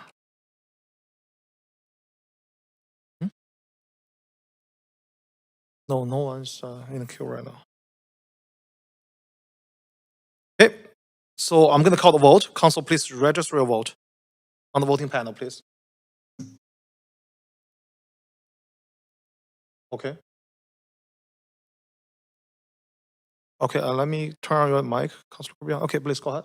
Yeah, I'm interested through you and perhaps to the deputy city manager to get some guidance, perhaps with respects to processes and legal. Like I'm seeing language in here, for example, around calendar invites and disclosure. We already have a practice in place where all council calendars, including the mayor's, are proactively disclosed every month. We have a process if people want to submit requests for information on specific topics. I'm just wondering if we can get some guidance around the appropriateness of this amendment in this context when we're debating a policy, when there are sort of the other measures and mechanisms in place. And I don't know if staff want to answer that now, if want to take a moment to assess it. Just, you may be reading it now just as I am. Thank you. So council can make a decision as to whether, as to this motion, so in terms of whether or not it's something you wish to support. What I can say is that when staff do review the draft motions to provide feedback, legal services does review that. Every member of council is required to assess their own risk of conflict of interest and follow up as appropriate with the integrity commissioner or legal advice. Okay. Can I ask a follow-up question then too? Because I'm just thinking, I'm trying to process this in real time and understand it. I'm just thinking in terms of timing of when a report might come back, and that it could be different staff at the time. Staff may or may not be employed. So what they would be subject to, the process and timing around to report on some of the comprehensive elements in review here. So I guess I'm looking for that too, like in terms of staff employed today may not be employed at the time this report comes back. There's some practical considerations around that. The councilor sitting around this table and staff may or may not be back. So I'm just trying to understand the sequencing, the practicality, and the obligations around how that would work. So certainly, like every organization, we are very dynamic, and so we do have staff that join us and staff that depart. Right now, we're anticipating from the feedback I can see that we would be anticipating, should council pass this this motion, we would be anticipating a report back in early 2027 to mid 2027 on aspects of it. So that is quite some time from now. I couldn't speculate as to which staff would be working on this at any given. Okay. Thank you. Okay, thanks. All right, so seeing no one else on the queue, I'm gonna call the vote.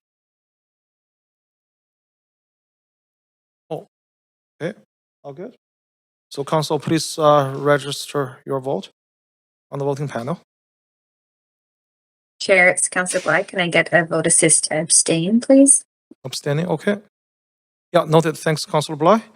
All right, so the amendment failed with Councillor Zhou, Kerbian, Dominado, Montague, Klaus, and Meisner, Mayor Simi in opposition, and Councillor Bly abstaining. Okay, back to the main queue. Councillor Orr? Yeah, a few more questions. Does the mayor believe anthropogenic climate change is real and an urgent threat requiring action from all levels of government? Through the chair to the mover of the motion. What I believe is a couple of things. So one, we are going through an affordability crisis. And That's a simple I'm just question. answering, sorry, Councillor, I'm answering your question. Context matters. Okay, so you asked the question, I'm going to answer it. We are going through an affordability crisis here right now. At kitchen tables across this great city of ours, people are struggling to put meals on the table. It's my time. Hold on, sorry, I'm answering your questions. My please. time. Okay, well, if you do you want me to answer your question then? Because I don't want to hear about kitchen tables. I want to hear if you believe in. well, yeah, and obviously you're not hearing the conversations at kitchen tables with people struggling. And so when you, lived experience, I saw it firsthand with my parents. So when you look at the struggles that people are faced with affordability, and you look at where we are as a city, as a province, as a nation, when the Prime Minister and our BC government are going in a direction where we're trying to balance affordability with energy security and climate action, there is a balance. And right now, there are people that are struggling, and we have to be pragmatic, and we have to look at everything. In my opinion, we have to look at everything we do to balance, our climate action goals with affordability, and that's what we're doing here today. Okay, I didn't hear an answer. So, on if you think anthropogenic climate change is real, does the mayor believe reducing dependence on fossil fuels is necessary to meet climate targets? Sorry, I didn't hear that question. Do you believe that reducing dependence on fossil fuels is necessary to meet climate targets? Yes I or no? believe there's a lot of different things that we can do to reduce climate. Okay, thanks. Yeah. How does pausing enforcement of Energize Vancouver help reduce emissions?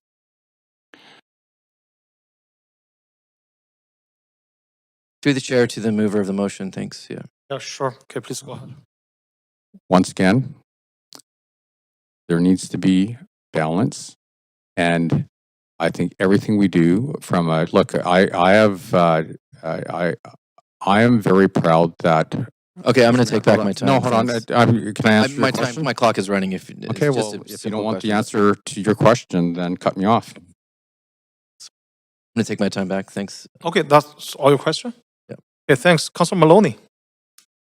Thanks. I sent an email to the Deputy City Manager asking for a correction of the information that was provided before, but I'm just going to tell you what it is. It is incorrect that Energize Vancouver was recently expanded to include stratas. Stratas must report their emissions but are not subject to carbon limits. Anyway, I don't want to spend any more of my time on that, so I'm going to make my closing remarks. Okay. I believe it's point of order, but it does apply because. Can you please turn my time off, because I'm not going to have time for my remarks. Well, I just think that we need to have a fact-based conversation, Chair, and we heard city staff say it applies, and the fact that they are mandated to report means that it applies. So to say it does not apply is just wrong and factually incorrect. So can you? Okay, so I think that that's not the level of discourse we want to have in the chamber. Okay, so Facts are the facts, and it was confirmed by city staff. It applies. Yeah, It applies in different ways to different components, but it applies. Yes, thanks. That's a valid concern. So let's take a 2 minutes recess so we figure out this question. I think it's an important question for council, for the public to understand. I don't want to spend any of my time. If Councillor Kirby-Young would like to put herself on the queue and use her time to ask that question of the Deputy City Manager, she's very welcome to, but I would like to spend my remaining time on my remarks, please. Yeah, so I paused your clock already, Councillor Maloney, so it won't run out your time. But let's take 2 minutes recess to figure out this question. It's very important question for everyone to understand.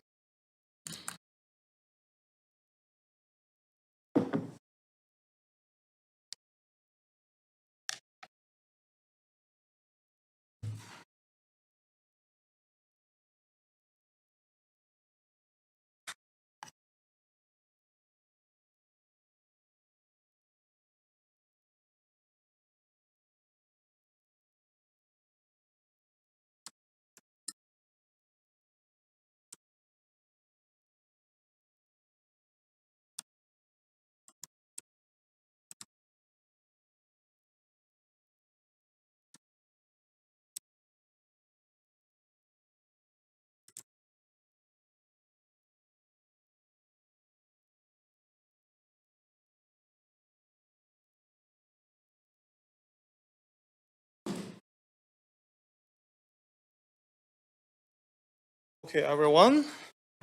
So just had a chat with the deputy city manager. So please go ahead, deputy city manager. Thank you for the opportunity to clarify. Yes, it's in item Article 2.4 in the bylaw. But it is important to clarify. So I could read it out, but I think council you can read it yourselves as well. But it is important to clarify that residential is required to report only there are no emissions limits. So it does apply to the residential building. Yeah, and it's so it's buildings that are 50,000 square feet or 4 stories and above. Okay, thanks, Sandra. Yeah, so just to be clear, everyone, and also to the public, to the media, it does apply to the residential building. Councilor Maloney, you are not right. Okay, please go ahead, Councilor Maloney. I'll start your clock. Okay, the building must fill out a profile and disclose their energy use and emissions each year. This is calculated based on their utility bills. It is an administrative and largely automated function. Thank you. I'd like to start by acknowledging the concerns of the many callers shared about high housing and energy costs. And I do hear you. Vancouver residents do need solutions, but this motion doesn't address these issues. It seeks to roll back climate policies under the guise of protecting affordability. Construction costs do matter, but shouldn't overshadow ongoing costs that are borne by residents. In reality, this motion will make life more costly for residents and increase pollution. It claims that Energise Vancouver contributes to unaffordable housing and calls to pause it, but pausing this program will have zero impact on housing affordability, but it will allow larger commercial office buildings to continue to pollute. The motion also aims to reverse the upcoming ban on natural gas for hot water heaters. Clean Energy Canada has done the maths on this and found that individual BC households using a heat pump can save about $160 annually compared to natural gas water heating. The measures proposed in this motion simply aren't about savings. They'll protect the business interests of this province's natural gas sector, or methane gas sector more accurately. In 2024, Fortis BC reported a $1.3 billion amount of revenue from British Columbia homes and commercial buildings. Our climate leadership represents a clear existential threat to that company's core business. As Councillor Dominato remarked in these chambers when the issue was last debated in 2024, only the natural gas sector has been advancing this agenda. She said that all too often, governments focus on short-term problems at the cost of long-term sustained efforts. So instead, we should demonstrate courage and climate leadership. And finally, I want to remind this council that 2 years ago, when the City of Vancouver approved the new water heater requirement, Mayor Sims said, and I quote, "As modern cleaner technologies become available, it makes sense to upgrade our home appliances. This new update to Vancouver's building code won't add costs for residents, but streamline existing renovation requirements, simplifies permits, all the while reducing emissions." As the Mayor said, the water heater upgrade policy just makes sense. And that's why I will be voting against motion 8. Okay, thanks, Councillor. So now I'm looking at the time. So almost 5 p.m. Just looking for a motion. We can complete this item. Moved by Councillor Meisner, seconded by Councillor Claassen. All those in favor say yeah.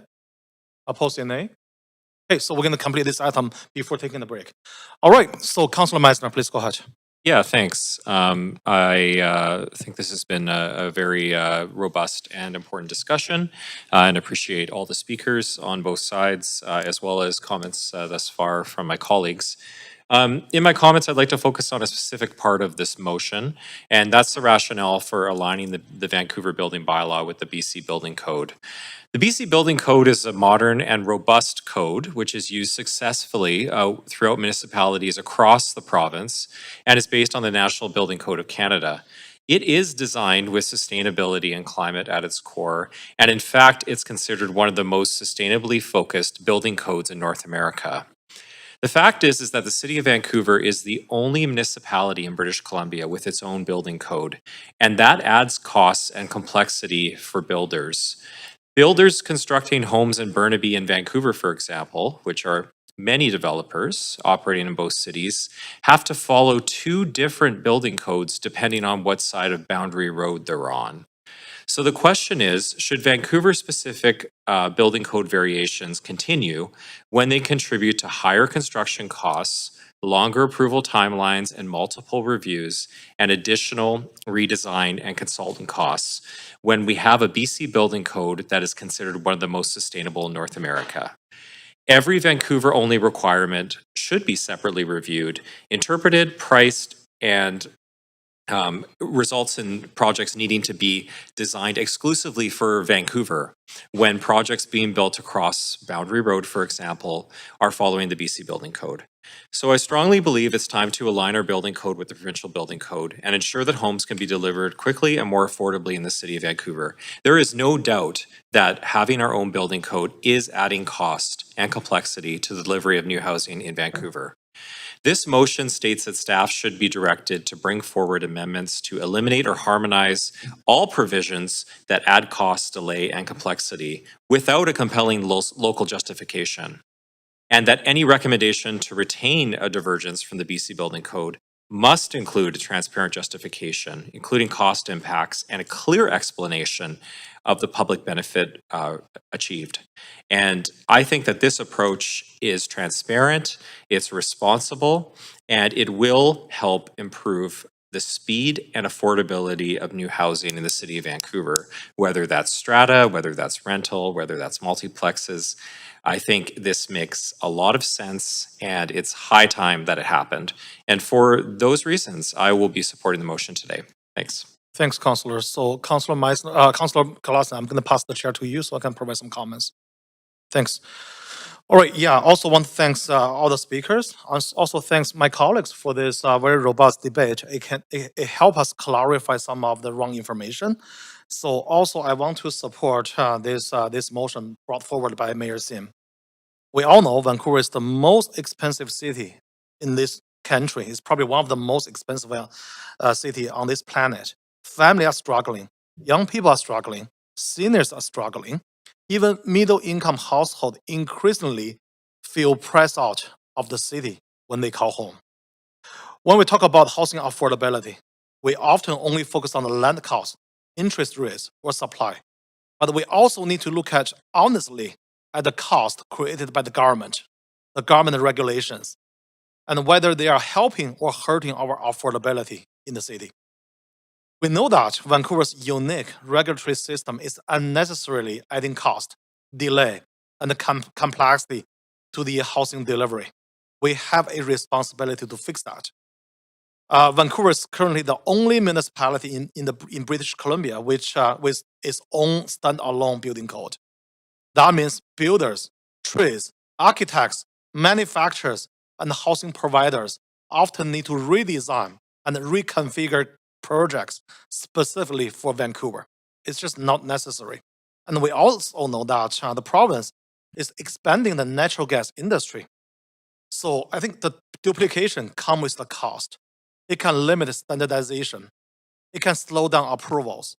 It can reduce the use of modular and prefabricated constructions.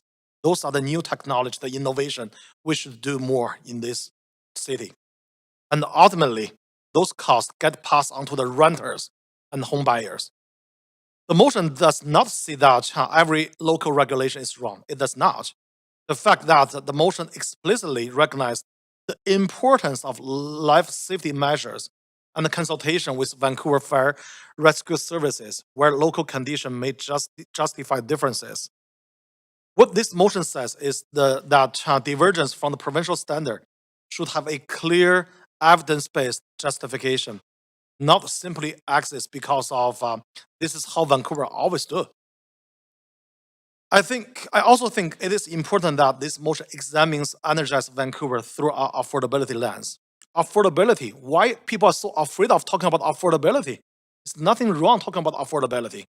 We all support environmental sustainability and climate action. I am an environmentalist, but I'm a pragmatic environmentalist. We have to recognize economic realities facing residents in the city today, right now. Many strata owners and homeowners are facing significant costs related to heating, hot water system replacements. People deserve flexibility and the practical options that fit their financial situation. Especially in the housing affordability crisis, city policy should not unintentionally making housing more expensive without carefully weighing cost and benefits.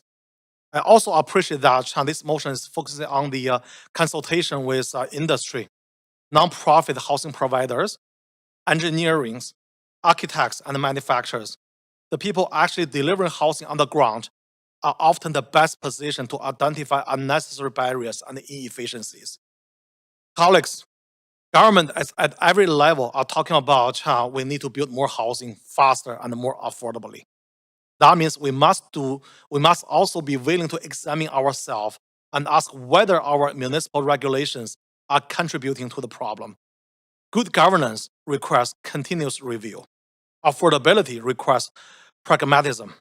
And the residents deserve a city hall that focuses on the outcome, not ideology. So also this motion is about report back and review. So let's see the results. Let's see the evidence. We can have a decision and debate at that time. So with that, I will be supporting this motion today. Thanks. I'm going to take the chair back. Okay, Councillor Orr. Thanks. I sent forward an amendment. And keep, please. Okay, is Councillor Orr at 4 minutes or? He's at 4 minutes? Okay, so please go ahead. Amendment. I see. Okay, so you are at 4 minutes. So, and this is the main motion. Amendment queue, please. Okay, another fight. Yeah, okay. Thank you. Please go ahead, Councillor Orr. Yeah, please add yourself there. Yeah, I circulated an amendment. The main motion, I think, wraps itself in language of affordability, but large portions of it are really about rolling back climate policy. I do believe there's room to streamline bureaucracy and reduce unnecessary permitting delays. Nobody disagrees with that, but I do think that the main motion goes far beyond administrative efficiency and ventures into dismantling climate measures that staff have already said do not meaningfully affect affordability. Vancouver is not just another municipality in BC. We are Canada's densest city with unique challenges around towers, accessibility, fire safety, heritage retention, climate resilience, and public safety.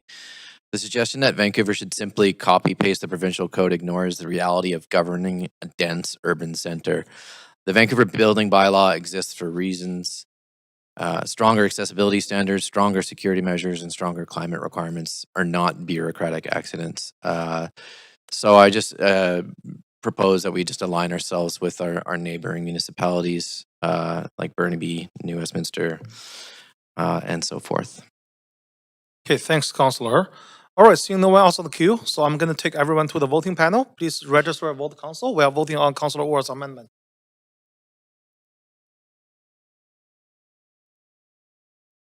Oh, okay, it's seconded by Councillor Fry.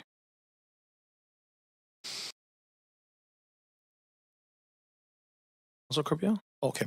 All right, so the amendment did not pass with Councillor Joel Corbian, Dermelado, Montague, Class, Meisler, and Mayers in opposition. Okay, going back to the main queue, Councillor Orr? Thanks. Yeah, I think the repeated attempts to weaken gas restrictions raise legitimate concerns when senior political advisors to the mayor have professional ties to the natural gas industry. Even the appearance preferential policy matters. We heard from the Minister of Housing today. For over a decade, people in Vancouver and 3 different councils have strongly supported phasing gas heating out of our homes and buildings for affordability, health, and climate reasons. This makes it even more disappointing to see Vancouver City Council considering a backslide on installing gas heating in new buildings. As we work to build affordable and resilient communities across Canada, we need to be leaders on bold urban climate action, which Vancouver is known for around the world. That's Gregor Robinson. If this motion was truly about affordability, we'd see evidence that it lowers rents or builds homes faster, but staff have told us that it won't. And I believe this will weaken climate action while pretending it's about housing affordability. Thanks. Okay, thanks, Councillor. Councillor Fry. Thanks, Chair. Well, I'm all for eliminating barriers to housing affordability, but this ain't it. I know a number of council attended the Prime Minister's speech the other day, and he commented on Canada's new national electricity strategy. I think even Mayor Sim mentioned it in the preamble to this motion. But what does the Canada's national energy strategy actually say? It's actually on the PMO's website, and the salient point that jumps out to me about it is this transformation will not only build a more sustainable Canada, but also a more affordable Canada. Canada's national electricity strategy could deliver up to $15 billion in total energy savings by 2050 and lower total energy costs for 7 in 10 Canadian households. Think about that. Affordability. Realizing these savings will require a willingness to use a wide range of energy, including natural gas. That's why we intend to adjust clean electricity regulations to provide the flexibility needed to keep energy costs for all Canadian families reliable and affordable while reducing emissions and building the clean energy system of the future. Nowhere does this suggest that we need to abandon electrification. Quite the opposite. It's actually steering us towards electrification. So it seems kind of incredulous in light of that strategy that the mayor would seek to roll back our electrification efforts in the interest of affordability. We know we live in a dense urban city that requires its own specific kind of bylaws and building codes. And there's been no evidence to suggest this motion delivers on affordability at all. In fact, this motion displays, I think, a profound lack of evidence, which is troubling because look, I would welcome an approach that took a clear-eyed, agnostic view of the Vancouver building bylaw to see if it could be finessed and streamlined to support housing delivery faster and more efficiently, because time is money, and if we can speed up housing delivery, then that does translate into affordability. And I would welcome a more collaborative council environment where we could debate the merits and opportunities presented by streamlining the building bylaw. But this motion clearly and deliberately conflates streamlining the building bylaw and affordability with electrification and decarbonization. It shows a profound bias towards a preferred outcome. That's the language that this motion presents us. And despite the language that suggests, and I'm quoting here from this motion, clear evidence-based local rationale that exists for maintaining the divergence, the focus is clear that this is ultimately about overturning the fossil gas ban. And I would suggest that the number of Fortis lobbyists that have been swirling around these chambers in the last 24 hours, but not actually speaking to us, suggest that there is very real interest and influence in doubling down on this approach. November 2024, we received a very clear and sobering accounting of the cost of installing electric versus gas on new construction, and that staff report and council presentation found that electric heat pump-based space and water heating is cost competitive with natural gas, and often equal or cheaper over the life cycle, especially in new construction. And as we see from ever-escalating gas prices right now, the operating costs land on the back of the renters and ratepayers that this motion is purporting to support. Again, and to close, this resolution doesn't address barriers to housing affordability. It rolls back progressive climate policy. The sad irony is that this council has repeatedly and quite obviously failed on delivering on affordability, from eliminating the living wage to eliminating below-market inclusionary zoning to exploiting city-owned land to build market housing completely absent of any affordable housing. I'm all for eliminating barriers to housing affordability, but this ain't it. Okay, thanks, Councillor. Councillor Dominado. Thank you, Chair, and happy to provide some comments with respect to the motion. I'd like to begin by grounding the discussion in context, because I am very much of the view that context matters, particularly as policymakers. Over the past 2 years, much has changed locally, provincially, nationally, and globally. While there's no dispute that climate change persists and that we must continue to transition toward more sustainable energy sources, the environment in which we are making decisions has shifted significantly. We're facing growing affordability pressures, housing, food, everyday essentials. We are seeing global instability affecting supply chains, increasing costs, and introducing uncertainty into key sectors of our economy, including housing construction. These pressures are real, and they are being felt by the people we serve. I've been listening carefully to residents and businesses across Vancouver the last number of years. What I'm hearing are concerns about housing affordability and attainability, rising cost of living, and the need for choice. People are telling us they want solutions that are practical and balanced. As leaders, we must be responsive to that reality. We must be prepared to adapt as conditions change, and importantly, we must align our actions with the broader policy landscape around us. Vancouver has been and continues to be a leader in sustainability. We stepped forward early, we pushed boundaries, we demonstrated what was possible. But today, the provincial and federal governments have meaningfully stepped up. They are leaning in with stronger frameworks, more coordinated policy, and greater investment than we have seen before. At this stage, maintaining duplicative municipal penalties does not advance our climate goals. Instead, it risks adding burden without delivering results. We led, and the system and other levels of government have caught up, and now good policy means coordinating with our provincial and federal partners, not working around them. This evolution is necessary. This is also not a binary discussion. We are in a transition, and transition requires a continuum of solutions. Appreciating my colleague, Councillor Fry, raising the Prime Minister's speech. I was there that morning when Prime Minister Carney spoke about the need to balance 3 priorities in our energy future. He talked about balancing affordability, energy security, and sustainability. Those priorities are not in conflict. They must work together. He also cautioned against placing the full financial burden on today's taxpayers for benefits that will be realized over generations. We're also hearing clearly that demand for electricity is growing rapidly. There are already conversations at the provincial level about future generation needs, even the need for another Site C. This underscores an important truth. The path forward will involve multiple energy sources working together as we build out capacity and transition over time. Let me be clear. We continue as a city to be committed to sustainability. It's about striking a balance to deliver much needed housing, to address affordability concerns, and to continue strong sustainability measures. The Zero Emissions Building Plan remains in place for new construction. The provincial Zero Carbon Step Code continues to drive reductions across BC, and federal industrial carbon pricing systems remain active. What we're doing now is reducing and eliminating duplicative municipal penalties on existing buildings, one that is now better addressed through coordinated provincial and federal retrofit programs. In other words, we're not doing less, we're doing things differently. We have to be focused on outcomes. That means aligning with federal affordability and retrofit incentive programs, coordinating with provincial standards, including the BC Building Code, to avoid duplication and support more efficient housing delivery, delivering meaningful support to building owners so retrofits can actually happen. Because the goal is not to penalize, it's to reduce the emissions, build housing in a way that is achievable, effective, and fair. We're at a point where leadership requires both conviction and pragmatism. We must continue to advance our climate goals, but we must do so in a way that reflects economic realities people are facing today. And we must work to align with the provincial and federal governments to deliver the much needed housing, which Prime Minister Carney also addressed in his remarks this week. Thank you. Thanks, Councillor. Councillor Bly. Thanks very much, Chair. So I appreciate the discussion and the impassioned speeches. I have my own. It may have a reference to Prime Minister Carney, and it is good to hear how much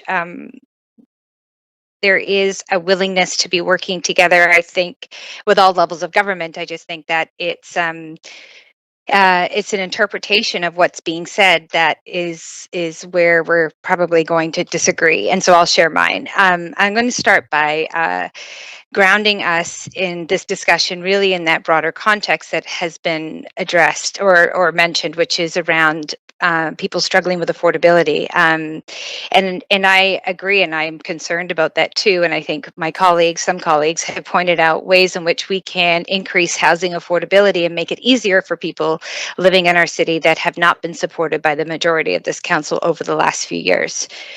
So I think we really need to be honest that this discussion is not as simple as climate versus affordability. And we know that it's much more complicated and complex, and it's being described as such as with higher levels of government.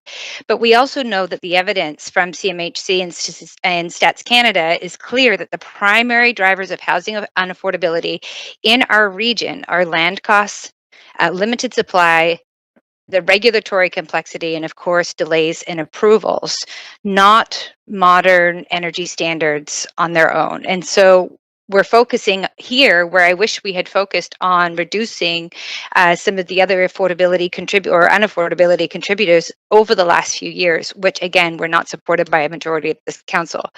So construction costs have risen, and that has been touched on, as well as interest rates, labor shortages, and these broader pressures are having a far greater impact on affordability than any one single building policy in isolation.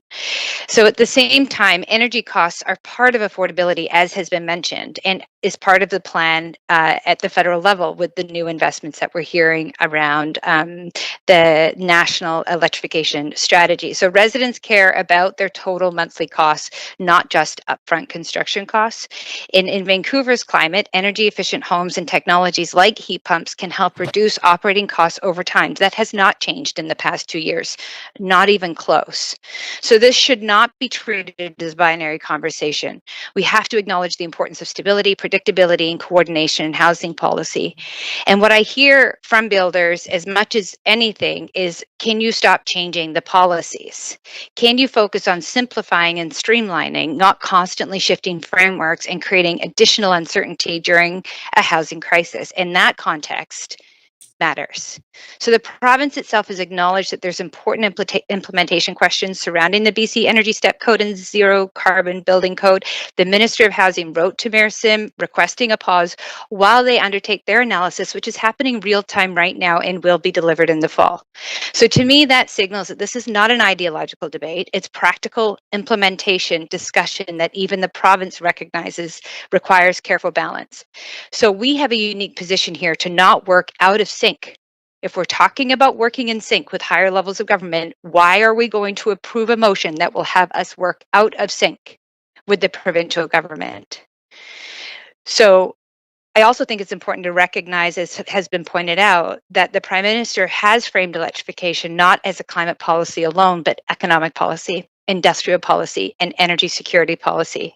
And in the National Electricity Strategy, he talks about expanding that grid. And in doing so, allowing long-term energy resilience. So even in that discussion, there's recognition that affordability and reliability is an ongoing transition period that matters, and matters that we do that in coordination. Unfortunately, we are the lowest rung on the ladder. We don't get to lead in that. We should be working lockstep, and the province has made it clear that they are looking at it. So we know we need to build housing faster, and we need to improve certainty and streamline processes. We also know that homes that are affordable, not only to build, but to live in for the long term. And so we need municipal, provincial, and federal governments working together in a coordinated, practical way. But municipalities like ours, like Vancouver, should be working with the province in the work that they're currently doing. So in that spirit, I won't be supporting the motion today. I won't be supporting removing the data collection, and I won't be supporting rolling back important climate policy that has a vision for the long term. Thanks, Councillor. Councillor Corbiel. Yeah, thanks. There's been lots of debate, so I won't add too much to it, but it is interesting. I also was at the breakfast with Prime Minister Carney, and I've been paying acute attention to a lot of the different communications that are coming out, and I'm seeing terminology such as, and I quote, relentlessly focused on affordability. I listened to all of the speakers, and what I heard was a commonality across everybody about working smarter. And I do think that there's a shared commitment to outcomes, which is reduction of emissions. I think what I'm hearing is a different point of view about how to get to the actual outcomes. From my perspective, what we need to do is not drive up the cost of housing and look at balanced ways to achieve the reduction in emissions. We heard a lot of different statements from speakers. For example, some suggesting that there isn't significant incremental cost for electric options. Those are advocating for electric only. And then we also are saying it's not more expensive. And then we heard from builders who are actually installing systems saying that that wasn't the case. I thought it was very interesting to hear from Modular BC, who said a move to a consistent framework can advance standards and reduce costs and help advance the provincial or modular housing program. We heard from a system installer of 33 years who's putting in these systems who says each step code addition, for example, the next one adds $18,000 to $20,000, and said that yes, well, some said that your monthly bills are less. It takes years and years to recover the actual cost for equipment and the installation. I listened to Councillor Fry commenting from Prime Minister Carney from the energy policy, but he very clearly said, and I think it was referenced in there, that we need to use a wide array of energy, including natural gas. I think that we heard also from someone else, another builder who was focused on smaller multi-family projects, that suggested that that triggers the need for a transformer. And I know that we've done, for example, a lot of work with BC Hydro trying to not trip sorry, that's a bit of an electrical commentary, but to not sort of trip up to that next requirement. And yet in some cases that still is the case. It was also suggested that we should, instead of doing this, we should streamline permitting, reduce DCCs, increase affordability by providing land for nonprofit housing. The answer to all of that is yes. We are already doing that. And we need to do that and a number of different things. There is no one solution to solving both climate positive outcomes and achieving better climate outcomes, and also recognizing and responding to the affordability crisis. We have made significant strides in permitting. We had a development viability report last year that both reduced DCCs as well as made payment changes. We've seen, for example, we're building record numbers of housing. We've exceeded all of our targets, except in the area of affordability, where we really need partnership in the other levels of government. I think that alignment does equal affordability. I think the partnership across all levels of government equals opportunity. And I think that that's what we should be focusing on. I think it's very noteworthy that there's so many discussions now about from hydro, is electricity going to run about 2030? Why are we a net importer? All of the things that you are hearing, how is the gas actually being generated when you have to bring it in as opposed to using a superior product here? But I think that ultimately it was quite encouraging that when you give consumers choice, I think we heard from another speaker that said 98% of folks were choosing a dual system, for example, where they wanted to be able to run and use both, but they also wanted reliability and they wanted to know that they could pay their bills. So I'm not going to repeat everything else that has been said, but I listened carefully to all the comments. I heard commonality. I think that encourage people to look at how we can achieve both and not one at the expense of the other. Thank you. Thanks, Councillor. Okay, Mayor Sim, to close out your motion. Great, thank you very much. And thank you for the lively debate. It's really clear here that no one questions climate change. And for the record, just so we're very clear, I absolutely believe that climate change is happening. And as everyone who was in this chamber, when we first started this administration, I happily disclosed that our family runs a carbon neutral, actually a carbon negative family through the purchase of carbon offsets that we've been doing for years. So here's where we stand. 0% property tax increases, an aligned building code, energy choice for families. That's what affordability looks like. Our opposition, higher taxes, removing choice for families. That's what unaffordability looks like. Vancouver is a climate leader, but Vancouver needs to be an affordability leader. The federal and provincial governments cut the carbon tax on natural gas and made home heating more affordable. We can't cut a tax on one hand and take away those savings with the other. Poll after poll after poll shows that the number one issue in Vancouver is affordability. For those who say there is no difference in cost between electricity and gas, or there's even savings, fine. Let the consumers choose. What are you afraid of? We're not going to make an impact on climate change by taking choice away from consumers, but we will make their lives more expensive. You can't claim to fight for affordability and then make a hot shower more expensive. British Columbians want energy choice, not higher energy bills from City Hall. Vancouverites are looking at us to make life more affordable and focus on core services like policing, roads, garbage pickup, parks, and rec centers. Stratas shouldn't be dinged for admin work because paperwork is not good climate policy. Stratas run buildings. They are not climate consultants. Let's stop billing them like they are. We're not going to help the energy transition by raising the cost of living. Climate leadership doesn't mean being the first to make life unaffordable. It means focusing on climate and affordability and being smart enough to do both. British Columbians want affordable energy transition, not expensive mandates from City Hall. Vancouver is and will continue to be a climate leader. We have excellent transit, we build well, we have high standards. Both BC Hydro and Fortis BC have many programs to make buildings more efficient. We don't have to be a climate leader on the backs of homeowners and local residents.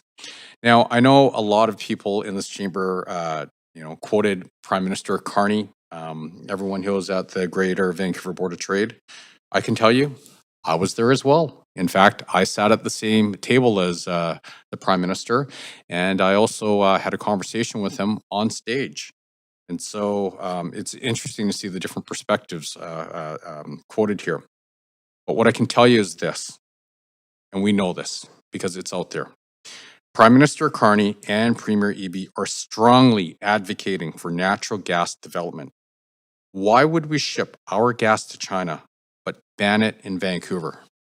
British Columbia is emerging as a major exporter of LNG that means the highest standards that meets the highest standards in the world. So if it's good for them, why isn't it good for us? Ottawa's pitching gas to the world. Victoria is pitching gas to the world. Opposition councillors are pitching a ban on gas. Thank you very much. Okay, thanks, Mayor. All right, seeing no one else on the queue, I'm going to call the vote. So, Council, please register your vote on the voting panel. We are voting on the main motion.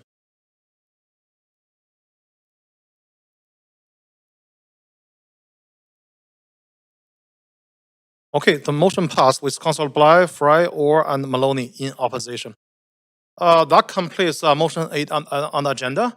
So let's take a 45 minutes break. So we're going to be back at 6:15 to deal with the last item on the agenda. Thanks, everyone. 6:15.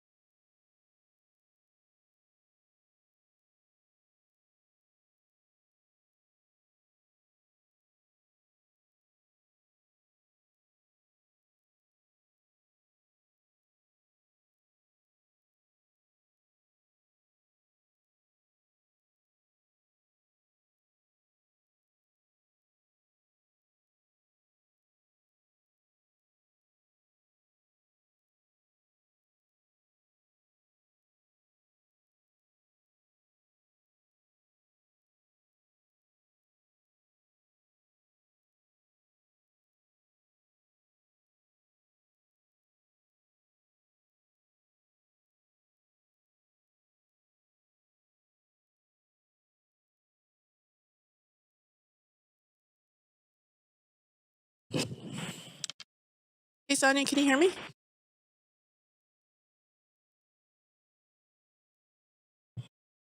Sonia, can you hear me? Yes, I can hear you. Thank you. Can you hear me? Yes, I can. Thank you. Okay, awesome. Thank you.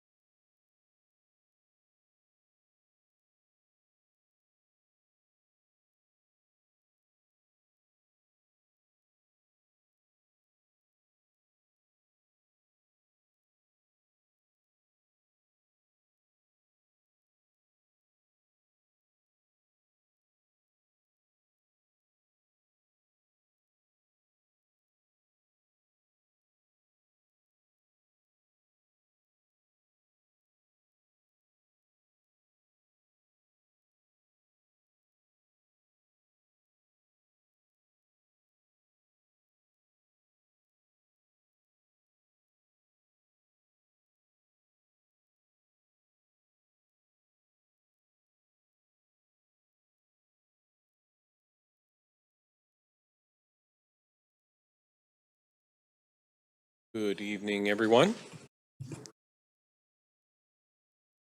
We will now continue our standing committee, and we're on to Councillor Motion 9. This is the review and refinement of multiplex housing policies based on early implementation experience. This motion was co-submitted by Councillor Zhou and Councillor Meisner, and is to be moved and introduced by Councillor Zhou. I'll advance you now. Okay, thanks, Chair. So I'm really pleased to be able to co-submit this motion with my colleague, Council Meisner. When Council adopted Vancouver's multiplex housing policy in 2023, the intent was very clear: to create more family-oriented housing options in our neighborhoods, while we maintaining livability, design quality, and neighborhood character. Shortly after that, the province introduced Bill 24. We have seen more than 600 multiplex applications submitted in Vancouver, with hundreds already approved or under construction. That tells us there's a strong demand for this housing form, and that multiplex housing can play a very important role in helping Vancouver address our housing shortage. At the same time, because these projects are now being built on the ground, we are also seeing some real-world examples of where the regulations are working well, and also where the improvements may be needed. Residents, builders, designers, and industry professionals have raised valid concerns around this issue, such as massing, setbacks, overlook, shadowing, tree retentions, heritage buildings, and the impacts on the neighboring properties. I've toured many sites myself. I heard the real concern from the residents. These concerns are real. We need to listen. This motion is about making the existing multiplex policy better. Good planning policy should evolve based on experience, evidence, feedback. Many North American cities that introduced missing middle housing have gone through the exactly same refinement process after the implementation. Vancouver should do the same. Ultimately, it's about the balance. We want to continue delivering more housing options for families, seniors, and residents, while ensuring that new development fits thoughtfully into our neighborhoods and minimize the unintended consequence. So I really look forward to hearing from the speakers. Thanks, Chair. Okay, thanks very much, Councillor Meisner. So that's seconded by Councillor Meisner. All right, before we begin this agenda item, if anyone believes they have a conflict of interest, now is the time to declare it. Does anyone have a conflict of interest to disclose? Okay. We will now hear from registered speakers for this motion. Public speakers should state whether they are in support or opposition of the recommendations and may speak only once. I will also ask speakers if they are residents of Vancouver, if it is not noted on the speakers list.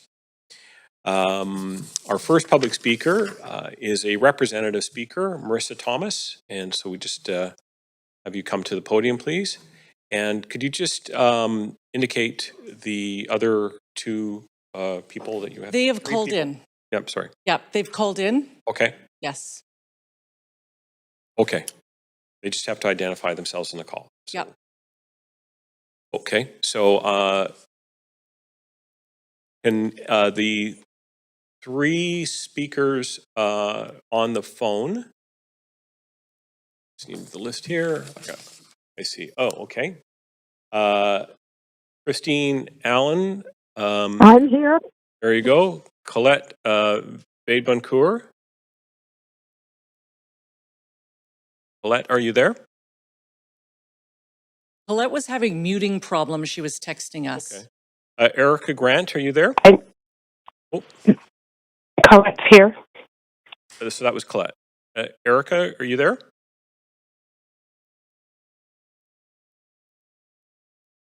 Janet York. I'm here. Okay, great. Janet York, are you there? Oh, you're right there. Fantastic. And Simone Callner. So, all right. We're well Right. covered. So how do I advance the slides when necessary? Just signal to our clerk here and they'll do that for you. Next slide. All right. Fabulous. Good evening. My name is Marissa Thomas, and the last time I was in this building was as a reporter for Global Television. I've been to many council meetings, and I know how hard your jobs are, so thank you very much for your time today. I am a longtime Vancouverite and part of a very active and engaged neighborhood group. We are behind the petition that has garnered over 2,400 signatures from residents spanning Hastings Sunrise, Fraserhood, Commercial Drive, Kerrisdale to Kitts, with the goal of stopping monstrous multiplexes. We strongly support this motion. But let me be clear, we are not opposed to multiplexes and we are not opposed to density. This is one great example of good density in our neighborhood. And you can go to the next couple slides, you'll see some nice density. These are all wonderful representations because these ones fit in with the neighborhoods. They have setbacks, they have basements, they have tapered roofs, they aren't overbuilt, and they include parking, preserved trees, and green space. We love these. But the ones that have been built, you can go to the next slide, since the rules were relaxed, are huge. They tower over neighbors, they block all sun, ensuring there's no chance to grow vegetables, enjoy privacy in your yard, or find parking on your street. Because these multiplexes are nowhere near rapid transit, so they're forcing people into cars. And then there are the trees. You can go to the next slide. Next slide. Let's take a look at the trees. Or there were the trees. I think of trees like heritage buildings. Once they're gone, they're gone. Vancouver Council has a stated goal of reaching a 30% tree canopy coverage by 2050. This is not terribly ambitious. Toronto is aiming for 40%. But we love the goal anyway because it would mitigate heat, improve climate resiliency against flooding and other things, and improve urban livability. Trees are good for people, but sadly, we're not going to meet this goal. It would require planting 165,000 new trees over the next 25 years, and that's if we maintain our existing canopy, which we're not doing. Did you know it costs taxpayers $20,000 to plant a new tree in downtown Vancouver? And it's $2,500 to plant a single tree in a residential boulevard. Environment Canada has predicted this year will be the hottest on record, and there's no greater cooling kit than a tree. And yet the city is allowing developers of multiplexes to clear cut lots. In one case in my neighborhood, 28 trees, many of them older than people in this room, were cut down from a single lot to make way for a multiplex, where units will be listed in the millions. A few blocks away in a land assembly, 100 mature trees were cut down. Your policy is creating a concrete jungle and a hotter city. You can go to the next slide. The goal is to create affordable housing, but your approach is not working. A quick search of realtor.com uncovered multiplex units in my neighborhood ranging from 1.8 million to 2.7 million, averaging $1,300 a square foot. That's not affordable. We hired all of you to run this city, but you've outsourced control to developers. Did you know there is not a single design guideline developers need to meet when they're building a multiplex? Not one. It's a free-for-all. And they're not building affordable housing. You can go to the next one. Why would they? You're not requiring them to. But they are using the lax rules to maximize their profits. Vancouver has consistently ranked one of the most livable cities in the world. And that wasn't an accident. It was a design choice. It was choosing to plant trees, build transit, provide view corridors, sun, parks. These are good for renters. These are good for owners. Today, thanks to this multiplex policy, we're going in the opposite direction. City Hall isn't delivering the things that make a city livable. You have a singular focus. Build more units. And here's how I think about it. Imagine you were hired to run a hospital, and the only metric you cared about was how many people walked through the door, but you didn't measure outcomes. Are people better or worse off when they leave? Outcomes matter. In this case, everyone is sicker except the developer. You can have density and good design. You can have livability and affordability. These are not mutually exclusive. We hope you consider a moratorium on your multiplex policy until you can get this right. Because from the over 2,400 people who signed this petition, things are going terribly wrong. And I'll end with the words of David Attenborough. True leadership is about stewardship. It's about the responsibility we carry toward the planet and towards generations yet to come. Please do the right thing. Thank you for your time. Thanks very much, Marissa. Okay, our next speaker is John Christopher Thomas, and he has a PowerPoint presentation. I do, thank you. Yeah, we'll just get that queued up and started, and then you have 3 minutes. Thank you. I was born and raised in Vancouver, and I love this city, and it's a great honor to come and speak to you tonight. I support the motion, but I want to address my remarks to simply the tree canopy issue, which has already been touched on. And I want to focus your attention on what's happening on the ground. What we're witnessing is the clear cutting of the urban forest canopy, lot by lot, in the name of densification. Some developers have shown, as you saw from some of the slides, that it's possible to add housing without, at the same time, preserve mature trees. But respecting our natural endowment should not be left to the developer's choice. City regulation matters, and you need to step up. Because unfortunately, the current regulatory incentive is for profit-maximizing developers to clear-cut the lot and build bigger. And if that means sacrificing mature, healthy, decades-old trees, so be it. Next slide, please. This is a serious issue. 1/3 of our urban forest is on private land. Its reduction, according to the city's own study, has a large influence on the citywide canopy. Look at the current policy in action. Next slide, please. The development permit for this site permitted the removal of all 28 trees. Even though many of the trees on that lot were on the perimeter, not a single tree was fenced off for protection. It's all gone. Next slide. And nothing that is planted there between the new structures and the hard surfaces, nothing there is ever going to permit any kind of significant replacement of what has been lost on that lot. This is happening across the city. In fact, on the very same block that development is taking place, 2 other sites have been stripped bare. And across the street, in the next block, 2 other sites have been stripped bare. Please, next slide. The Urban Forest Strategy 2025 update repeatedly notes that densification is putting tree retention under pressure. And for me, it made 2 key points. The first is that mature trees provide benefits that cannot be replaced easily or quickly. The update quotes a research paper that found that a large, long-lived tree can provide over 10 times as much value to the community as a small tree. Next slide. The second point that they found was that many of the low-cost places available to the city to plant new trees have already been used.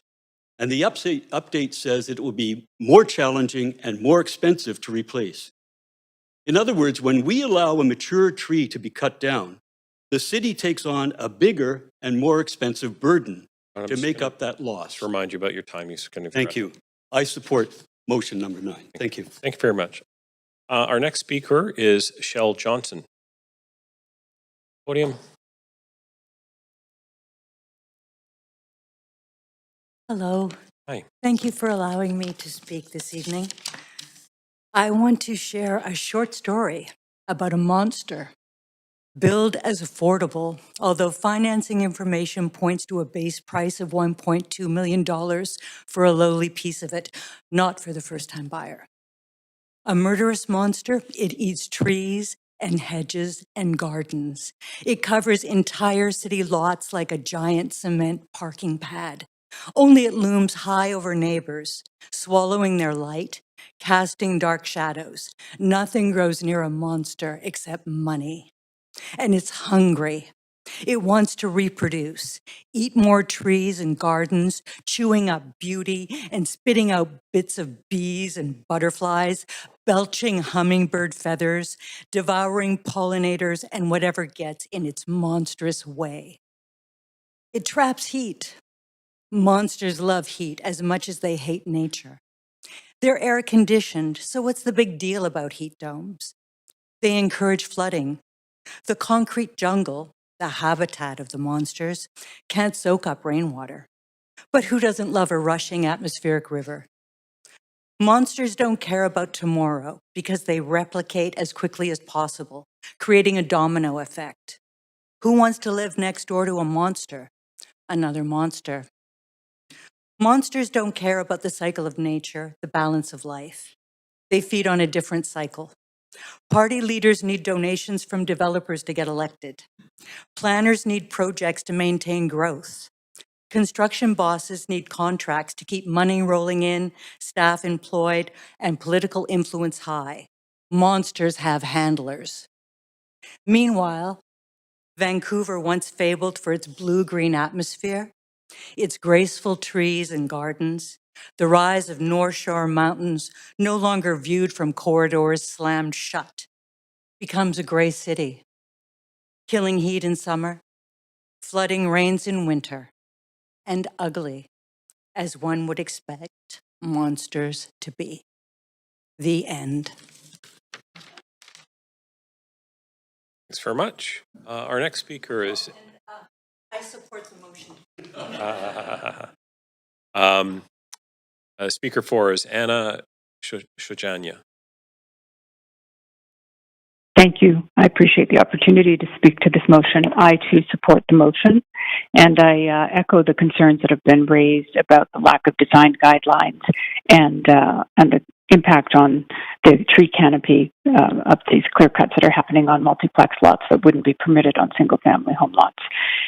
But beyond that, I think we've also lost some of our other green-oriented concerns. We used to be more mindful of the waste created by demolition of perfectly sound homes, and that seems to have accelerated with these additional builds that are happening now without much in the way of control, and the decisions are being left to the developers. But in addition, I think to the comments that have been made so far, there was a caller last night on motion number 8 who was a young resident. I believe she was 30 years old, and she was asking about all these multiplexes and the impacts of these additional homes and saying, who are they for? And I think that's a relevant question for these builds as well. These multiplexes are unaffordable, as has already been pointed out. They are often also unworkable for young families. The units are expensive, but they're still small. And for people who are aging and who are mobility challenged, they become particularly hostile environments. We have a population that's rapidly aging. 1 in 4 residents are will be aged 65 or older by 2030. And we need to have opportunities for people to age in place.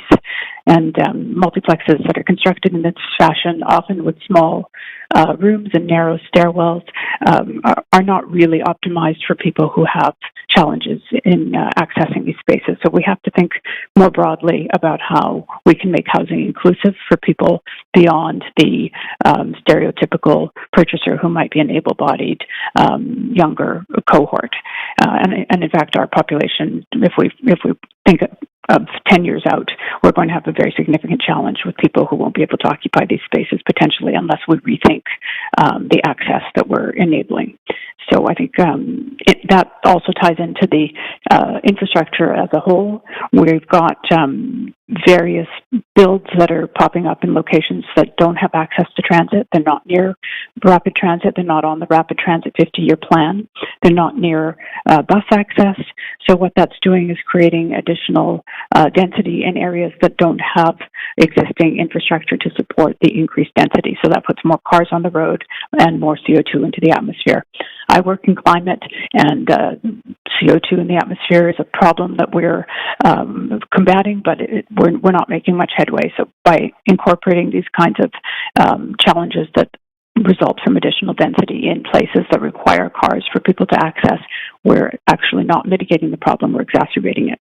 So I think it would be beneficial to reconsider the impacts that we've seen as a result of these relaxations of the guidelines. And I appreciate the fact that Council's reconsidering whether or not the unintended consequences can be addressed in some of these changes. Thank you. Thank you. Our next speaker is Navdeep Hundal. On the phone? Yes, I'm on the phone. Thank you. Can you hear me? Yes. Perfect. Yeah. So first of all, good evening, Mayor and Council. Thank you for your time. So I want to formally state that I support the motion. As a hardworking Vancouver resident, I deeply support your goals for housing density and affordability. I myself have 3 young adult children who I'd love to have live nearby when they're ready to settle down. But I think that the lack of site-specific design and traffic guidelines is creating unintended negative consequences in our neighborhoods. So I want to talk a little bit more about that. So first of all, a tale of 2 sites. So if you look at 2 current builds in my neighborhood, there's a multiplex being built at 33rd Avenue and Pine Crescent, which I think is a great example of smart placement. It sits on the outskirts of the neighborhood on a residential street where it won't disrupt broader traffic patterns. In stark contrast, there is a massive multiplex going up at Nanton and Alexandra. This build is completely out of keeping with the surrounding streetscape, and it sits smack dab in an area with 3 schools within a single block. So if you drop high-density housing like that with 0 parking requirements here, you're going to completely overwhelm the local traffic and gridlock the area, especially during peak school drop-off hours, but even at all times of day. The second point I want to make is about the current tree canopy and unaffordability challenges. So without design guidelines, we're seeing oversized builds that block sunlight and clear-cut the tree canopies that we need to protect. And with local multiplex units that are currently listing between $1.8 to $2.7 million, this is still really not affordable for working people. So who stands to benefit? Really, it's only the developers, not the people of Vancouver. So I think this raises a bigger question. Why are we forcing massive density into the quiet interior of our neighborhoods when the city hasn't even finished densifying major arterials like Granville Street and other areas like that? Major roads do have already the transit infrastructure to support this growth, but quiet school zones and quiet neighborhoods do not.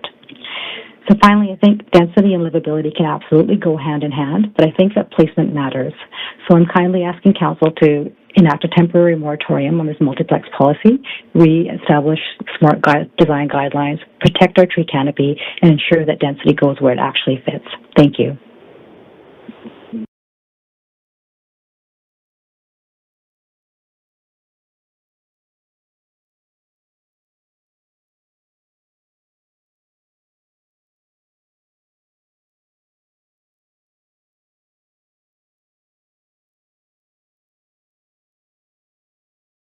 Hi, Agnes.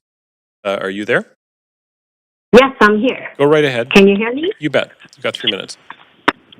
Thank you. My name is Agnes Lee. I am a Vancouver resident, and I support the motion. I want to thank the Council for considering a review of the multiplex housing policies because it is the right thing to do. When we're trying to solve a problem, it's always good to reflect and ask, did this work out? Are things better? Are there unintended consequences? As a doctor, I take this essential step when I'm treating patients and looking after their health. I believe it is also an essential step when we're looking at the health of our city. Since the multiplex rules were introduced a few years ago to help address the housing crisis in Vancouver, more housing has been built. But are we building what people need and can afford while keeping Vancouver green and healthy? Many, as you've heard, would argue that the rules have made things worse by reducing livability without increasing affordability. It seems we've just built more expensive units and have cut down a lot of matured trees. Basically, having a supply of luxury vehicles like Lamborghinis does not meet the people's demand for minivans and economy cars. Allow me to share a story. A friend of mine is a double lung transplant and kidney transplant recipient. She is almost 60 now and has worked at the same grocery store for many years. Remember COVID? Yes, she was one of those who worked so we can buy groceries. Working at a grocery store exposes her to life-threatening infections because she is immunocompromised, but she needs the extended medical benefits so she can afford her medications. But despite having a full-time job and decades of seniority that give her a decent wage, she still can't afford to live in recently built multiplexes or rental units. Instead, she lives in a poorly ventilated basement suite in an old house where the mold could kill her. To be 100% accurate, she can't even afford below market housing because these are still not affordable. The gap is still too large.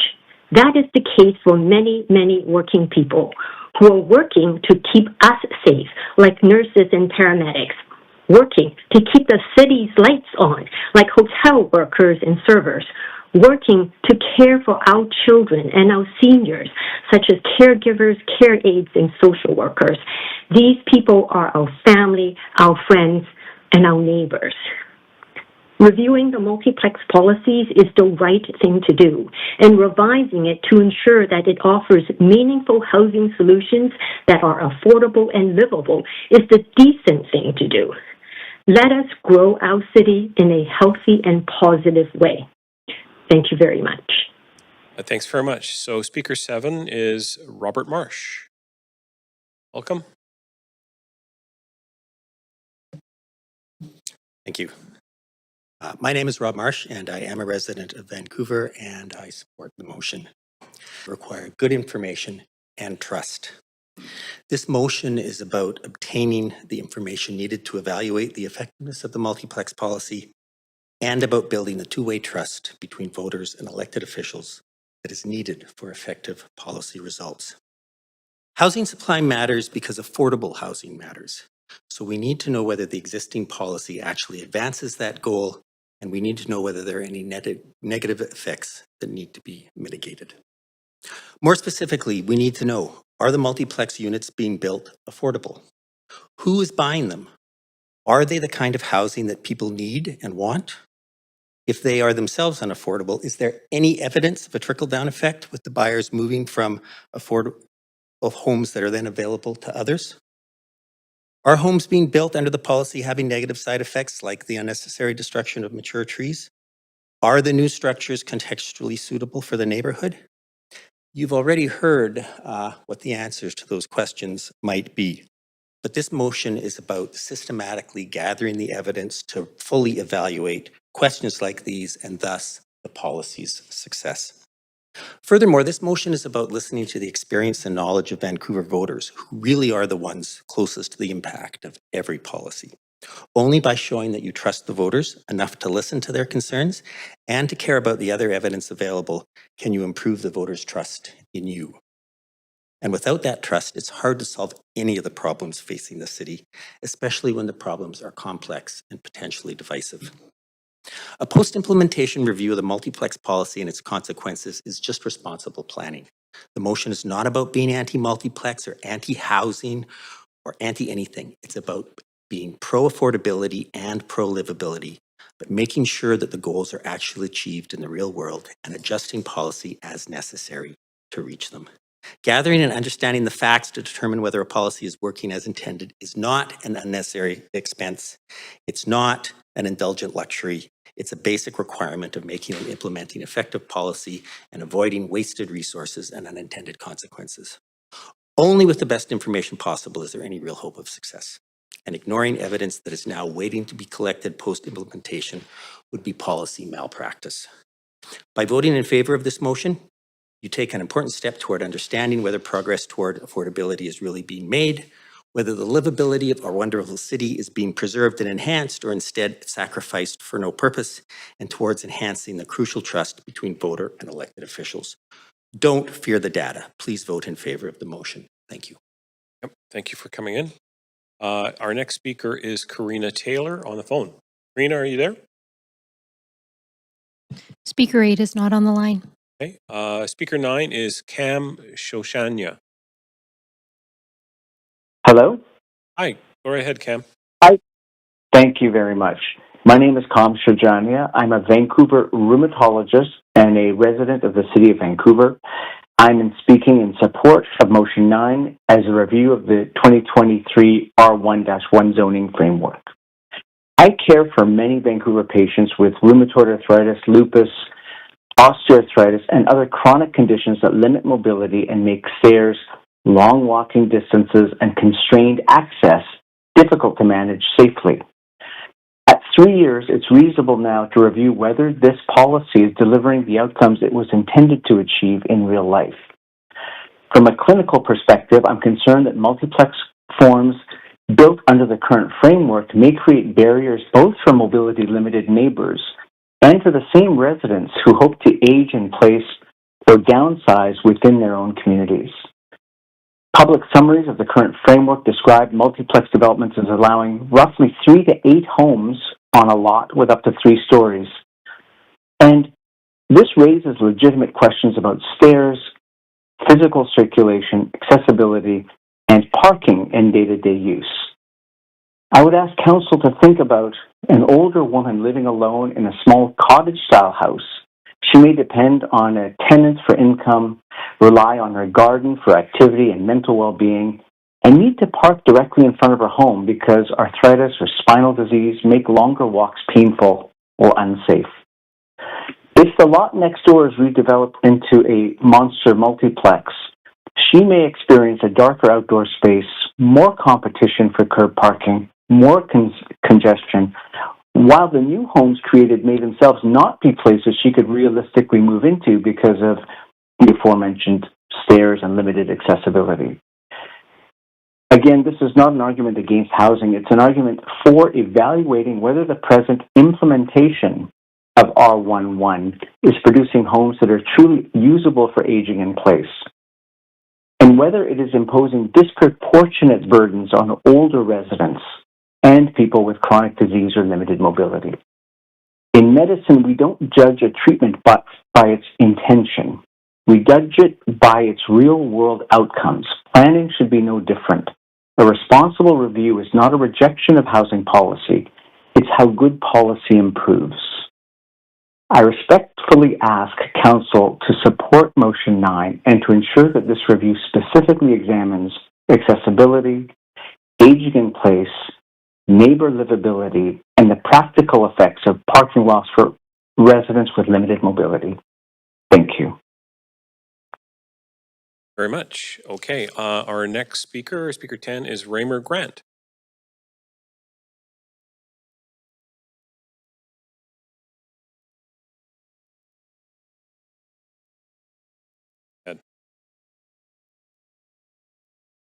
Evening.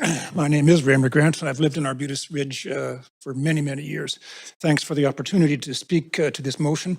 Particular thanks to Councillor Zhou and Meisner for bringing it to Council.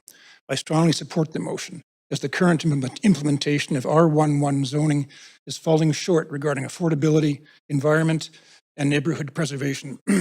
Actually, I've heard a lot about affordability since 3:30 this afternoon. And here's an example. In recent months, I've attended several real estate showings with my daughter and son-in-law who are hoping to move from the condominium they purchased 7 years ago.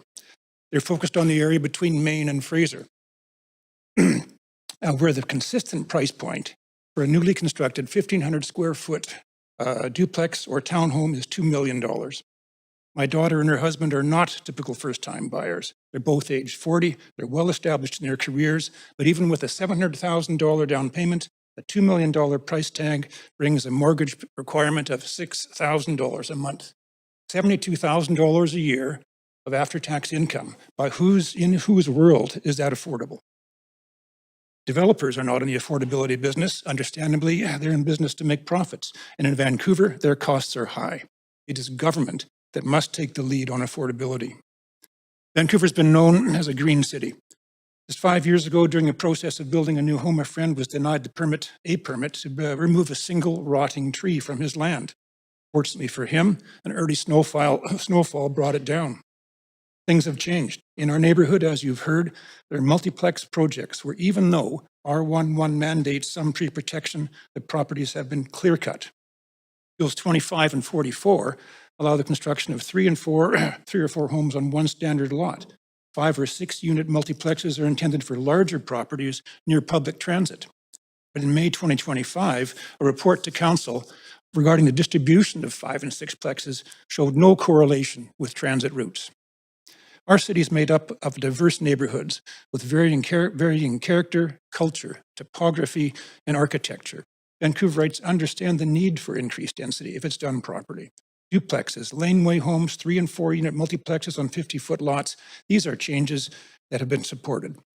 But the construction of a 4-story box built on a concrete slab with no design requirements whatsoever takes things too far. And I do mean 4 stories. How does that happen when R11 says the limit is 3? These structures loom over adjacent homes, negatively impacting privacy, sunlight, parking, and property values. Bill 25 also gives local governments discretion regarding building design, neighborhood compatibility, and harmony, control of massing and impact on privacy, particularly on slope topography. And many municipalities have used that discretion in developing their policies or made appropriate adjustments when problems were identified. To date, Vancouver maintains a rigid one-size-fits-all approach. Please make a change in that approach and vote for this motion. Thanks very much. Thanks very much. Okay. Our next speaker is Vince Locke on the phone. Vince, are you there? Speaker 11 is not on the line. Okay. Speaker 12, Isabel Grant. Hello, Isabel.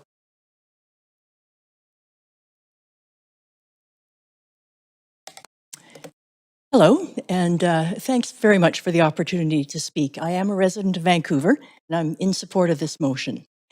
So today I'm speaking as a voice for 3 generations of a family, and many like ours, all trying to live in this very fine city. I'm appreciative of the hard work and most actions of this council, but occasionally mistakes are made, and good leadership knows when to take stock and potentially revise plans. And so I am strongly in support of this motion. I'm also strongly in support of multiplexes. Yesterday, I walked along a block of West 11th. Every single structure was a multiplex containing 4 units.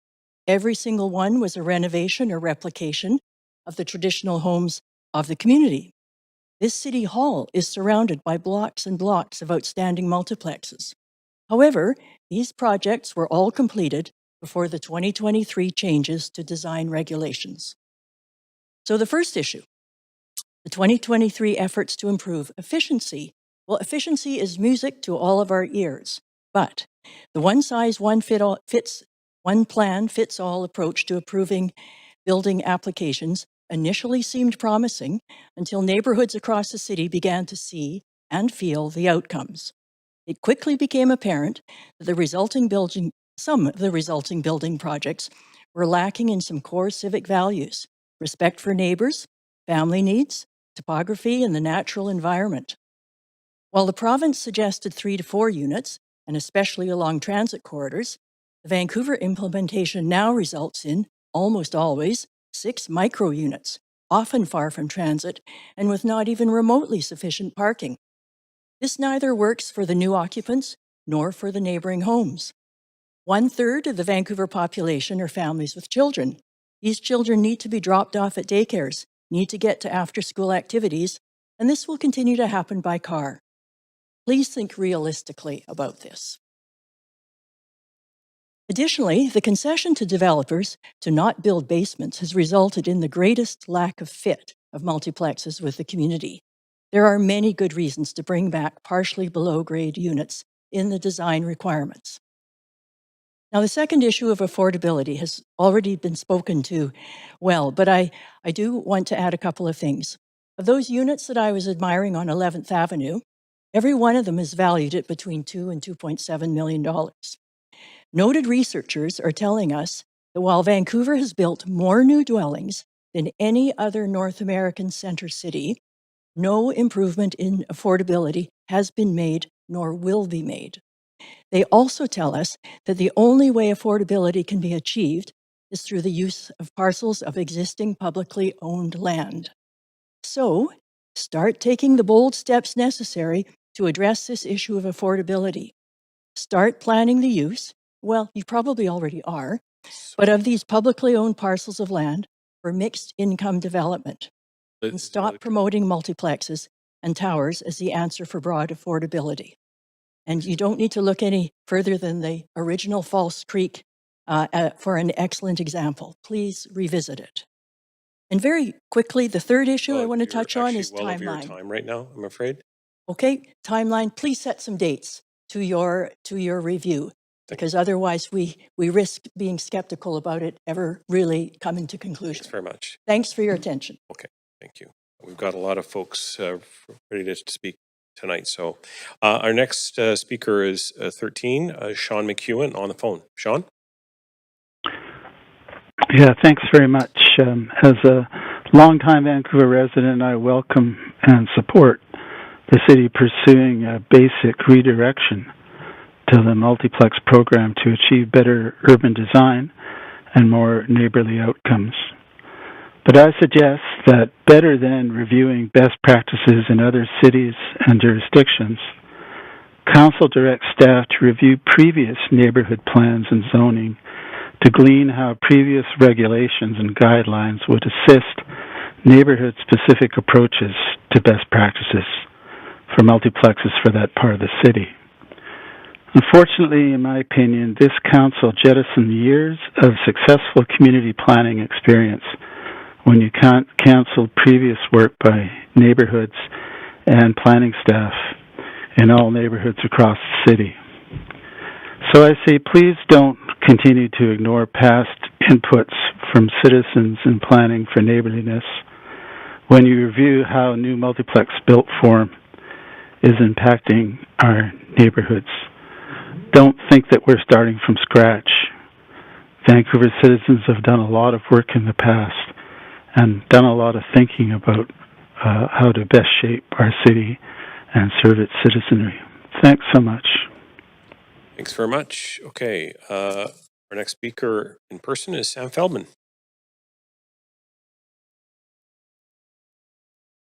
Thanks. My name is Sam Feldman. I'm a resident of Vancouver. I've been in the same neighborhood for a long time, but the other day I drove home and I got lost. I thought it was dementia. But no, the neighborhood's changed that much. So have the roads. So, and I really appreciate how long you councilors have been here. So I think if you don't mind, I'm just going to play a little something for you. Just hold on.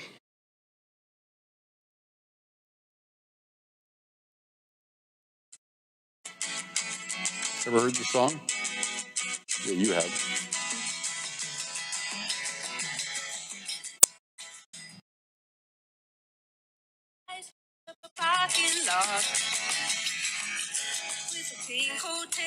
Feel free to dance. I think you get my drift. So, I'm lucky enough to be in the music business, and I managed Joni for many years, and she was really ahead of her time. And in that job, it takes me to a lot of cities, including New York, where I was last weekend. And I see that they relegated their green stuff to Central Park and something they call the High Line. High Line is a railroad track that you walk across the city, and you see a couple of flowers and some trees.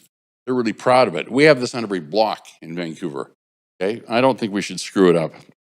I mean, the fact that you're having a meeting all day to think about a review that is so obvious is, to me, a pretty much gratuitous waste of time. I mean, come on.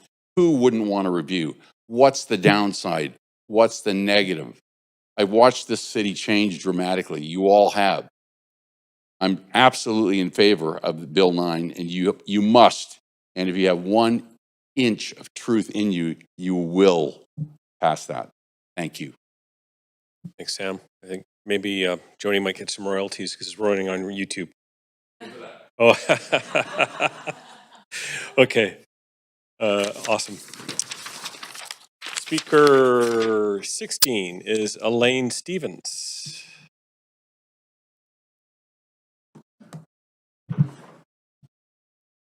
So Elaine Stevens, I'm a resident of Vancouver, and I'd like to thank Sam for being my warm-up act there. That was very kind of him.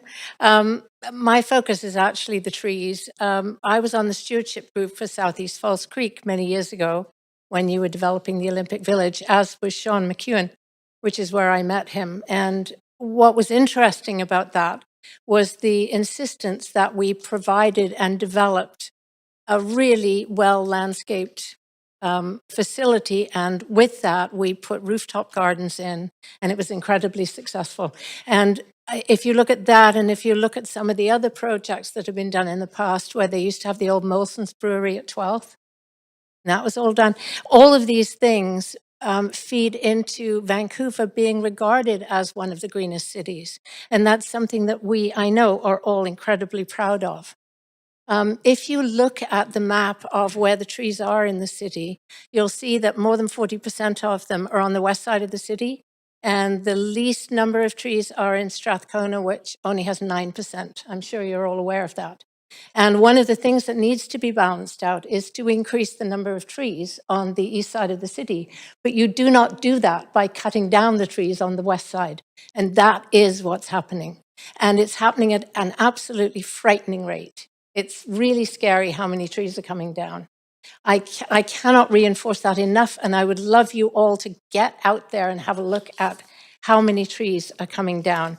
I understand that one of the things that you need to do is replace a lot of the street trees, which have died and need to be taken out. But as far as I understand, you have only one stump grinder. Maybe you've just acquired a second one. But you need to be doing that. And so one of the things you need to do, I think personally, is ask some of these developers to provide funding for every big tree they cut down. And that money should be going into the replacement of trees. I think that's a really, really important thing that you could do. It would be an incredibly valuable asset to the city. It's important to note that that provincial bill that came out in 2024 does not prohibit municipalities from having design guidelines, tree protection requirements, and landscaping standards. And the province has repeatedly stated you can regulate environmental performance and neighborhood compatibility. And I think it's time to do so. Thank you so much for your time. Thank you. Speaker 17 is Patricia Locke on the phone. Patricia? Speaker 17 is not on the line. Okay. Speaker 18 is Arko Demianchuk. Hello, can you hear me? Yes, go right ahead. Thank you. Good afternoon, everyone. Thank you to the council. I support the motion. Today, I'm calling in to speak about the growing concerns surrounding the current plans of densification and perhaps the unintended consequences that this may have on the fabric of our city. No one denies that our city is facing housing challenges. Growth is inevitable, but responsible development has its place. Only then will we be in a great city. There are several current issues that have been addressed, but I wish to restate. Rapid densification and large multiplexes place enormous pressure on infrastructure that was never designed to support such population growth. The roads are more congested, schools will be overcrowded, transit's strained, and aging water and sewer systems pushed beyond their limits. Development cannot simply be measured by the number of units built. It must also be measured by whether a city can sustainably support the people who live there. Secondly, densification has fundamentally altered the character of established neighborhoods by having these unregulated multiplexes. As stated already by many speakers today, tree canopies are disappearing, green space is shrinking, sunlight is reduced, and privacy is lost. Communities are not merely collections of buildings, they are living environments shaped by our history, our identity, and human connections.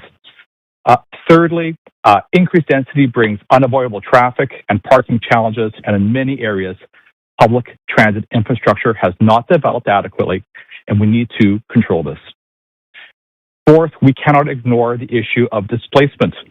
As redevelopment accelerates, land values rise, rents increase, and long-time residents are gradually pushed out of the communities they helped build. Perhaps most importantly, there must be clear and enforceable multiplex regulations. Leaving the future design and livability of our neighborhoods primarily in the hands of developers will never fully serve the public interest. Developers, by nature, are incentivized to maximize returns. It is their responsibility, but the responsibility of a city government is different. It is responsibility to protect livability, infrastructure, green space, and the long-term well-being of its residents.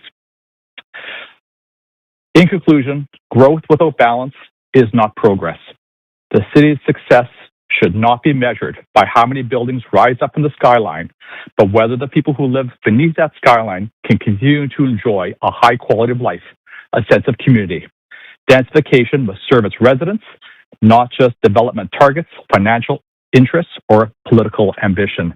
We require a review of this and new regulations. Thank you very much. Thanks very much. Okay. Speaker 19 is Suzette Curtin. Not on the line. Okay. Speaker 20 is Colleen Hardwick. Not on the line. Speaker 21 is Stanley Lee. Not on the line. Speaker 22 has withdrawn. Speaker 23 is Suki Sahoda. Not on the line. Speaker 24 is Linda Parsons. I'm on the line. Go right ahead, Linda. Thank you. My name is Linda Parsons.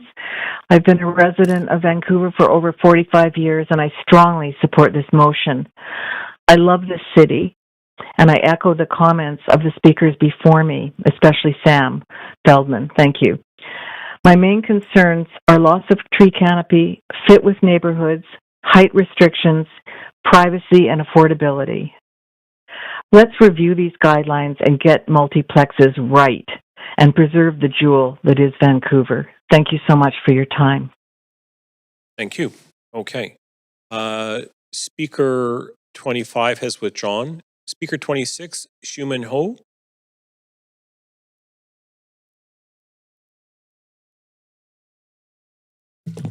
Not on the line. Okay. Speaker 27, Amanda Bogan.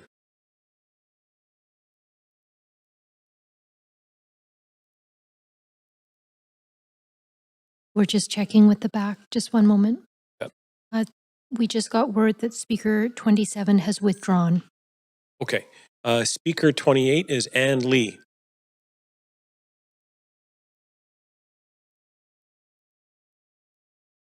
Not on the line. Speaker 29 is Elizabeth Kirkland. Hello. Hello, Elizabeth. Go right ahead. Okay, thanks. My name is Elizabeth Kirkland, and I'm a resident of Vancouver, and I'm speaking in support of the motion. I am supporting the motion because of my concern about the increasing loss of green space and trees and the tree canopy that comes with those large trees. As we are seeing so many trees being cut down in our neighborhood, plus a reduction of the space available for planting grass and other plant materials.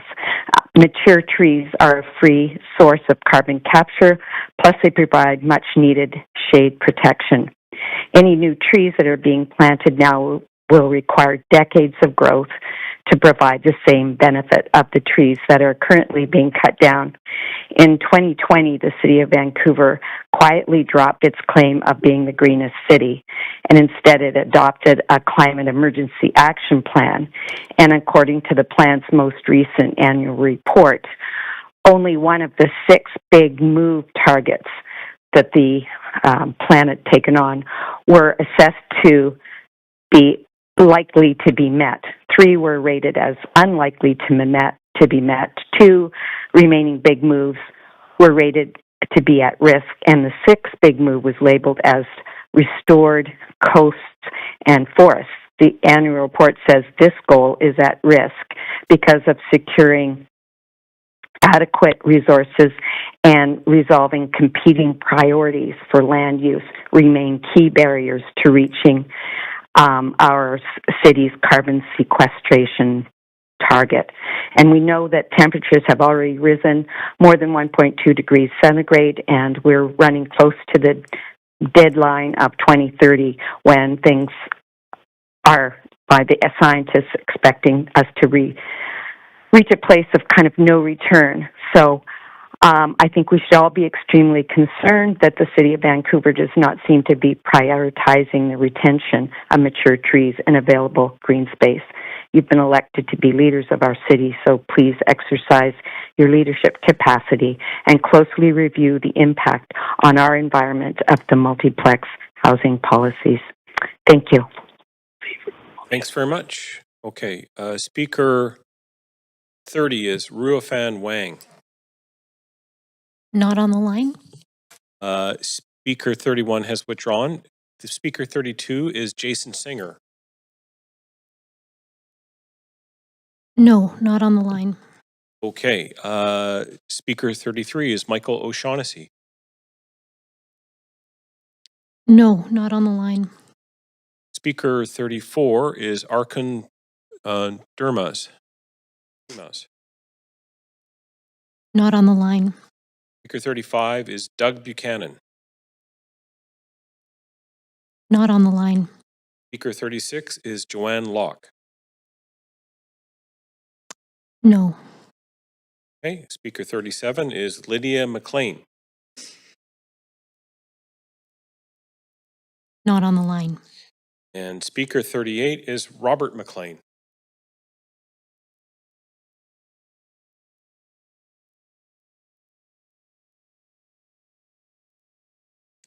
To be in the chamber, but Yeah, not here. and not on the line. Okay. Clerk, that's the end of my speakers list. Run through it again. Okay, we'll go back. Do you have a list? Because I didn't have a pen here, so I was. Okay. Okay.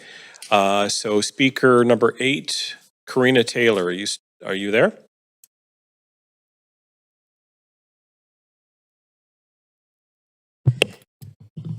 No.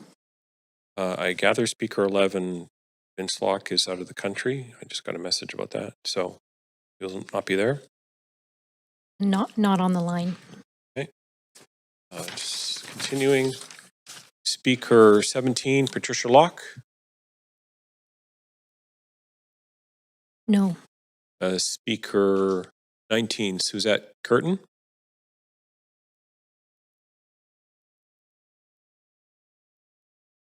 No. Speaker 20, Colleen Hardwick.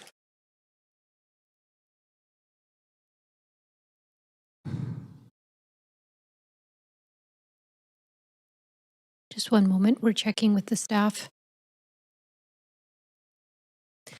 Not on the line. Speaker 21, Stanley Lee.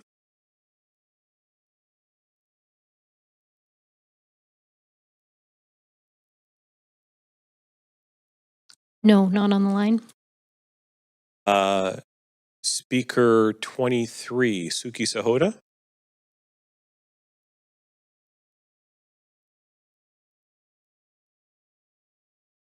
Not on the line. Speaker 26, Shuman Ho.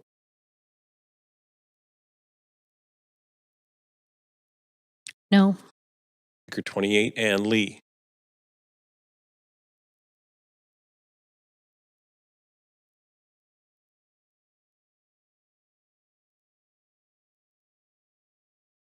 No. Speaker 30, Ruofan Wang. Oh, yes. Speaker 30 is on the line. Speaker, go right ahead. Can you hear me? Yes, go ahead. Thank you, Acting Mayor. Good evening, Your Worship and councillors. Rofan, Vancouver resident in opposition. An hour ago, this council voted to allow natural gas back into buildings on the false notion that it would unlock housing supply and widen the pipeline for new homes. Pun intended. To be frank, this had no basis in evidence, but nonetheless, you persisted because you said it's important to create more housing faster and unlock choice for consumers. I strongly disagree with that vote, but I agree with that philosophy. We need to build housing faster, and this council should employ the tools at its disposal to do so, which is why this motion, as presented, is the height of hypocrisy. An hour ago, you were willing to move hell and high water to jettison all of Vancouver's climate leadership on a measure that has almost no effect on the housing pipeline and that creates immense regulatory uncertainty. And now, suddenly, it's all about balance, about protecting the views and context sensitivity for existing residents, about, in the words of several speakers tonight, preventing monstrous multiplexes. This is not balance. This is abject surrender. We saw exactly what happened in Burnaby when council directed staff to revisit their bylaw to address so-called neighborhood concerns. Lot and massing requirements immediately killed projects. Arbitrary new requirements cropped up that destroyed the types of family-sized missing middle that will keep young people in the city. The resulting rules created huge uncertainty. In the end, wealthy homeowners came out ahead, and young families looking for new and diverse housing options in neighborhoods lost. Let's be clear, plexes by themselves will not solve our housing crisis. We'll need apartments too, and co-ops, and social housing. But they are the barest of bare minimums above turning every outlying single-family neighborhood into an open-air museum, while concentrating all growth in towers in the core that disproportionately displace existing renters. Plexes provide choice for young families, the choice between staying in the city they love and packing up to head to Maple Ridge, to Langley, or to the Fraser Valley. People complain about their views with a Plex next door. Well, let me tell you, there's not much of a view from the Lougheed Highway when you force a new family to commute an hour in each day to get to work. People complain about the loss of trees. Well, I'd like to invite council to go to Burke Mountain this weekend, where new family-sized townhouses have sprawled to the edge of Minnetonka Regional Park and cut down acres of pristine forest. These are the outcomes you create by failing to make it easy to build family-sized, ground-oriented units in Vancouver. Between this and the social housing initiative, it is clear that this council is not looking to make the hard choices that will get housing built and keep young people in Vancouver, only to claim it does when Fortis BC comes knocking. Turn down this motion and preserve the housing flexibility and choice that this council claimed to care about so deeply an hour ago. Thank you. Thanks very much. So Speaker 32 is Jason Singer.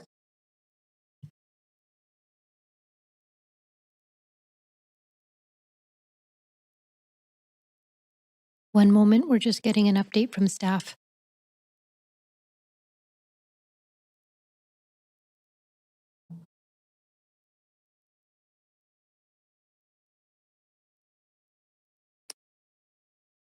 Speaker 32 is not on the line.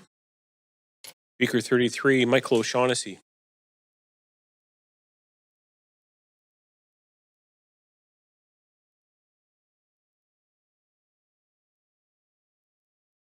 One moment. Not on the line. Speaker 34, Arkun Durmaz.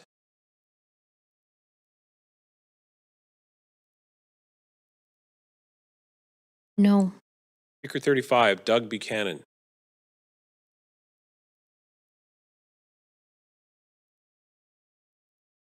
Hello?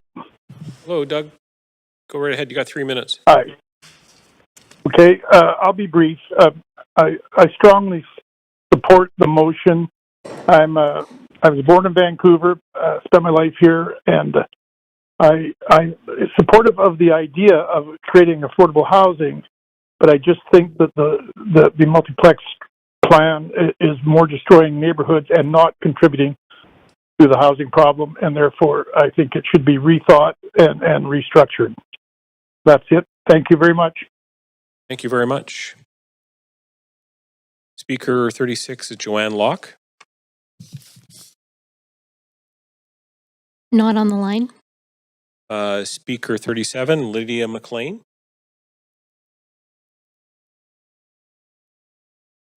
No, not on the line. And Speaker 38, Robert McLean.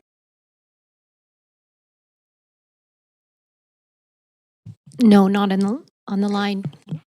All right. That is the end of our speakers list. Thank you to everyone for speaking to the Standing Committee on City Finances and Services. Committee members, is there any discussion?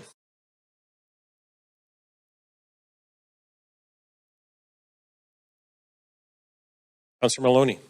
Thanks.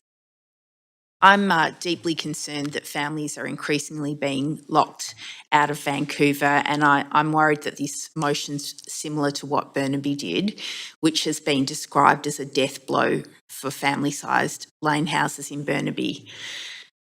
This is likely to result in making family-friendly homes smaller and harder to deliver, and we can't afford to make multiplex housing more difficult and expensive to build. This is the exact type of homes that families need and that residents of Vancouver have said they would prefer as an alternative to high-rise residential towers. And this motion contradicts the previous motion, which talks about the virtues of streamlining approvals requirements. I've heard from stakeholders that a widespread review process would be counterproductive and risks undermining a program that's still in its early stages of implementation. The long-term success of the Multiplex program will come from broadening access to the wider population rather than narrowing it further. When homeowners and families are empowered to participate directly in creating housing within their own neighbourhoods, the resulting projects tend to be more thoughtful, contextual and community-oriented. But if this program becomes overly restrictive, overly aestheticised or financially burdensome, we risk limiting participation to larger and better capitalised developers. That outcome would undermine one of the program's greatest strengths, creating opportunities for attainable, ground-oriented housing delivered by local homeowners and small practitioners. I will be voting in opposition to this motion. Thanks very much, Councillor. Councillor Dominato. Yes, thank you, Chair. Sorry, I was just trying to copy and paste amendments, so just bear with me. Oh, sorry, yes, I get my mics, thanks.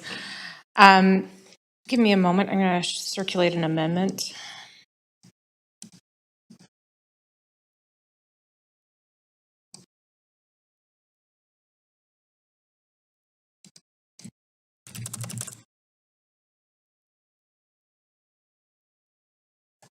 I've just sent it to the clerks. Just give it a minute. Okay, so we're... We just pause my time until it... Okay. Yep.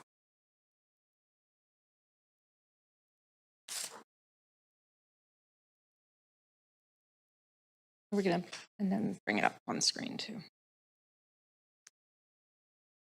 Sorry, are you asking to go into an amendment queue? Yes, and if we could bring up the amendment on screen, please, thank you. So clerk, we'll just go to amendment Q1, please. Councillor, do you want to put your name down there? Okay, you ready to go? Thank you to my colleagues for bringing this motion forward. I do want to make a couple of additions in the context of doing a review of our regulations, particularly around the multiplex. In particular, what I'm proposing here in A is an addition of heritage and character retention. And then secondarily, you'll see a new Clause D, that Council directs staff to report back on the previous direction from 2023 to explore options to update the city's heritage character retention policies to align with the allowable 1.0 FSR in the missing middle housing framework, the new RR1 zoning, and enable incentives to incentivize character retention that enables gentle density. So there's a duplicate word there, I can fix that after. But I just want to speak to this because this, I brought this up in the context of the missing middle discussions we had, brought it up in the context of the Vancouver plan, and it stems from, and I'm just going to give you some context from a small builder that works in this space, is that under the previous RS zones, density was capped at 0.6 or 0.75 FSR depending on the zone. However, you could gain an extra 0.1 FSR up to a maximum of 0.85 FSR in exchange for the retention of a character or heritage dwelling. That provision remains unchanged in the new R1 zone, but properties can now be developed for multiplexes up to 1 FSR. And so effectively, there's no longer an incentive to retain character or heritage properties, even though in many cases they're very suitable for multiplex and gentle density. And there are a number of builders in the city who do a very good job of this, and are examples on the west side of the city, on the east side of the city, that I think reflects very much on what we're hearing today about additional housing that's family-oriented, that's ground-oriented, that also respects livability, character of neighborhoods, and also the context of a number of speakers spoke to tree retention as well. But right now, there's not a level playing field. And as I understand it, the said builder did speak with staff about options for addressing these gaps. One was that the base density now in all the R1 zones is effectively a 1 FSR that there's this gap. And so, sorry, it's been a really long couple of days. that we have existing council policy. There was a policy that was approved several years ago that provided for that extra increase in density of 10% for heritage and character retention. So there are ways to address this in our policy and regulations, but right now it's a gap. And so I'm hoping that we can get a further update on options. So I'm going to leave it there. Thank you. Seconded by Councillor Thank you. Joe. I'm just going to make a comment here, so I'm going to just cede the chair to Deputy Mayor Kirby-Yung. Thanks very much. That's myself. This is, for me, is a complete no-brainer, and it concludes the work that advocates from the Heritage Commission and for heritage retention have been asking for. I know that there was a previous councillor motion, and to be fair to our staff, they were in the throes of establishing the R11. There was a lot of work going on there, and I think they cautioned us that the timing was not great. So I would say now that at this stage, with this undertaking of a review of the multiplex, this is a great opportunity, and I commend people like James Evans, a former Heritage Commissioner Chair, and others who have been advocating for just making sure that we can retain excellent heritage housing in our neighborhoods. And so I'm fully in support of this. Thanks very much, and I'll take the chair back from Councillor or Deputy Mayor. Thank you. Okay, so we have no other, so we will now vote on this one. Clerk, can we have the voting panel, please?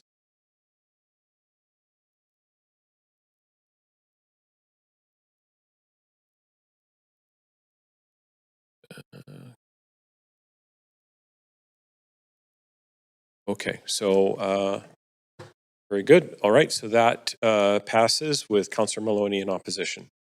All right, so we'll go back to the main queue. Councillor Dominato, any further comment? Yes. Yeah, I'll make some comments now with respect to the motion. I have a couple of things I'm going to reflect. I really appreciate this conversation because back in 2020, we were having a conversation around this table about how we could enable more ground-oriented housing. And I brought a motion to council framed around the missing middle. And it stemmed from conversations with residents, with families who were looking for housing alternatives. They couldn't, the detached housing market was totally out of their reach. They didn't want to live in condos, but they did want the option of townhomes or some form of multiplex. And I toured a series of townhomes near John Oliver. It was 2 sites, fairly large sites that have been consolidated to create 27 townhomes, strata units, and it was incredibly well received. It fit nice with the neighborhood, lots of character. I ran into one of the last owners who purchased there. It was a young mom with a baby, and it was about creating space for more options for people. And when I brought the motion forward, it included a focus, and I'm just going to read it here, that we look at creative infill and ground-oriented proposals that significantly widen the spectrum of housing affordability in these areas by increasing the intensity of land use while preserving good design and livability characteristics of Vancouver neighborhoods. So that was a guiding principle. At the time, the motion was very high level, wanting staff to report back with considerations and options, because I'm not a planner. At the time, though, the former mayor decided to make it very prescriptive at that time, and Councillor Kirby-Yung might remember that discussion in that day. But fast forward, and what I've learned in my time here is that as we advance policies, and we've seen this with a couple of other housing policies where after review, staff said, oh, we have some unintended consequences that we didn't consider. And now after a couple of years of having this policy in place or this regulation in place, we should maybe pivot. And that's where I think this motion comes in. It's saying, we still support having multiplex in the city, but recognizing, as we heard from speakers, that there's a lot of variety in the city in terms of sites and neighborhoods. And I'm just going to speak to, and these are not my words, but I want to reflect them because they're from, again, a local builder who does a lot of work in the space of multiplexes. And he writes, when the new policy and zones were enacted in late 2023, it applied a one-size-fits-all approach to all eligible lots. Density, setbacks, height, along with unit counts were prescribed in the new zone, but livability was not. Because of the vast disparity of lot widths and depths, along with the individual characteristics of each neighborhood, even every block in a neighborhood, it was difficult to foresee what would emerge. Lots vary in width from 25 feet to 66 feet and wider. Similarly, lot depths range from less than 100 feet to over 150 feet. Each will result in a different outcome. And then he goes on to talk about how, as a result, you see some that really fit and some don't. And it does vary from, if you're trying to work with trying to put 6 units on a 33-foot lot versus a 50-foot lot and so on. And I thought I really appreciated his feedback because he works in this space and has done some really good work. And it's all driven around wanting to create attainable, affordable housing that fits, provides options for families and others, even not just families, people downsizing. There's a whole range of it, but I think it is timely to go, okay, we've had this in place now for 2 years. Let's take a second look and see what's working, what's not. Should we pivot, make some changes? And that's what I heard from all of the speakers today. And so I'm happy to support the motion. Thank you. Thank you very much. Mayor Sim. Great. I do want to thank all the speakers for coming in today and sharing their perspectives with us. And I do want to thank my councillor colleagues, Councillors Joe and Meisner, for bringing this incredibly important motion forward. Multiplexes have been a key pillar in this council's mission to build more homes faster. And it was this council that made the decision to advance staff's work on missing middle housing citywide, enabling multiplexes in neighborhoods across Vancouver. This has delivered essential new housing across our city and helped us to meet our housing targets. But with any new initiative or policy, there can be some growing pains.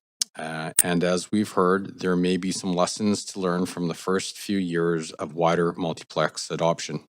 Councillor Joan Meisner's motion to review and refine our multiplex requirement based on early implementation is thoughtful and measured, ensuring that housing continues to be built, but that our team members are attentive to the concerns in community and focused on supporting neighborhood fit and form in a way that doesn't slow down the pace that we build at. We want residents in Vancouver to be excited about building housing and the addition of multiplex housing in our residential neighborhoods. The last thing we want to add to housing construction is red tape or delays. So this review is prudent as it allows our team members to assess what regulations in the program are performing well and which can be improved or balanced with minimal impact on our mission to build more homes faster. It's important that we listen to community voices and make sure that livability for all Vancouver residents is a value we protect and strive for. So I will be supporting this motion. Thank you. Thanks very much, Mayor. I'm going to cede the chair to Deputy Mayor Kirby-Yung Go ahead. for a few remarks. Thanks very much. I'll be really brief. I'm going to be supporting this and have engaged with community. I want to first of all thank our speakers. I know that there's been a lot of advocacy on this from community, and the truth is, this type of housing is an innovation. It's a way for us to capture some of the land value, at the same time provide suitable housing. And I know in many cases I've talked to multi-generational families that are looking to have elderly parents live in a unit and having adult children so they can actually stay in their neighborhoods. And it's a way for them to afford it because they have that opportunity. And so, but when we put something together that's brand new, it's going to have some teething pains. And I know that speaking to other leaders from other municipal jurisdictions, also in British Columbia, that have implemented the this housing form, they took some measures at the very beginning to try and make sure that considerations were put in place for neighborhood fit, which included setbacks, massing, height, and other kind of considerations. These are not arduous ones. They're just subtle changes that will allow it to integrate better into housing. And I think it's really important that now that we've kind of jumped in with both of these, with both feet on this housing typology, we need to make sure we get it right for the long long-range purpose of making our neighborhoods more livable. But it's also, I think it shows a thoughtfulness that we would expect of a housing policy that is in really going to be a positive. It's going to make it give an opportunity for more young families to live in our city, and we have to make it sure that it works out well. So I'll just leave it there, other than to say that I'm happy to support the motion, support the review, and I'm glad that we were able to get the piece in about the heritage as well, because I think that's an important value that we all have as well. Thanks very much. So I'll take the chair back and advance Councillor Kirby-Young. Yeah, thanks, Chair. I will also be brief, mostly because I'm sitting in a pile of tea that I just upset everywhere, probably because it's been a long week. But I will just say that I wholeheartedly support opening up housing choices. I believe bringing some additional options into neighborhoods is healthy and it's a positive. And we have been strong in advancing those options. I will say that I think it's characterizing this as a rollback, or that it will significantly impede family units, or is turning us back on multiplex housing, is simply wrong and incorrect. That's not how I read and perceive this motion at all. In fact, I think the motion is not prescriptive. What it does is identify a number of the concerns that have come forward from the community and ask that happen. I've been on council for 2 terms now. It is normal policy to review your policies when they come forward. In fact, I think it's a best practice to do so, and to look at what's working, what isn't, and how you can refine them. And that's exactly the case here. I will note that it was staff's intention to do a review of the multiplex policy. This asked for an expedited review over what was already planned, and in recognition that we want to keep the housing moving, but we also want to do it in a way that addresses some of the points that have come forward. We're also, I think, being very clear that that shouldn't come at the expense of delivering it. We still need to deliver things effectively and efficiently. We still need the sort of permitting timelines to be to perform and to be strong. But I think having things like best practices guidelines, now that we actually have some forms there, makes sense. When you try new typology, I remember sort of with laneway housing coming in, or townhouses, you don't necessarily know with something new what folks are going to build. Now we actually have some real life litmus tests, and we can look at what is effective and what is perhaps not so effective. It was a very interesting discussion, I remember, about basements at the time. That was lauded because everybody would have light, but then that has an impact in terms of going up. There are a number, I think, of intersections here.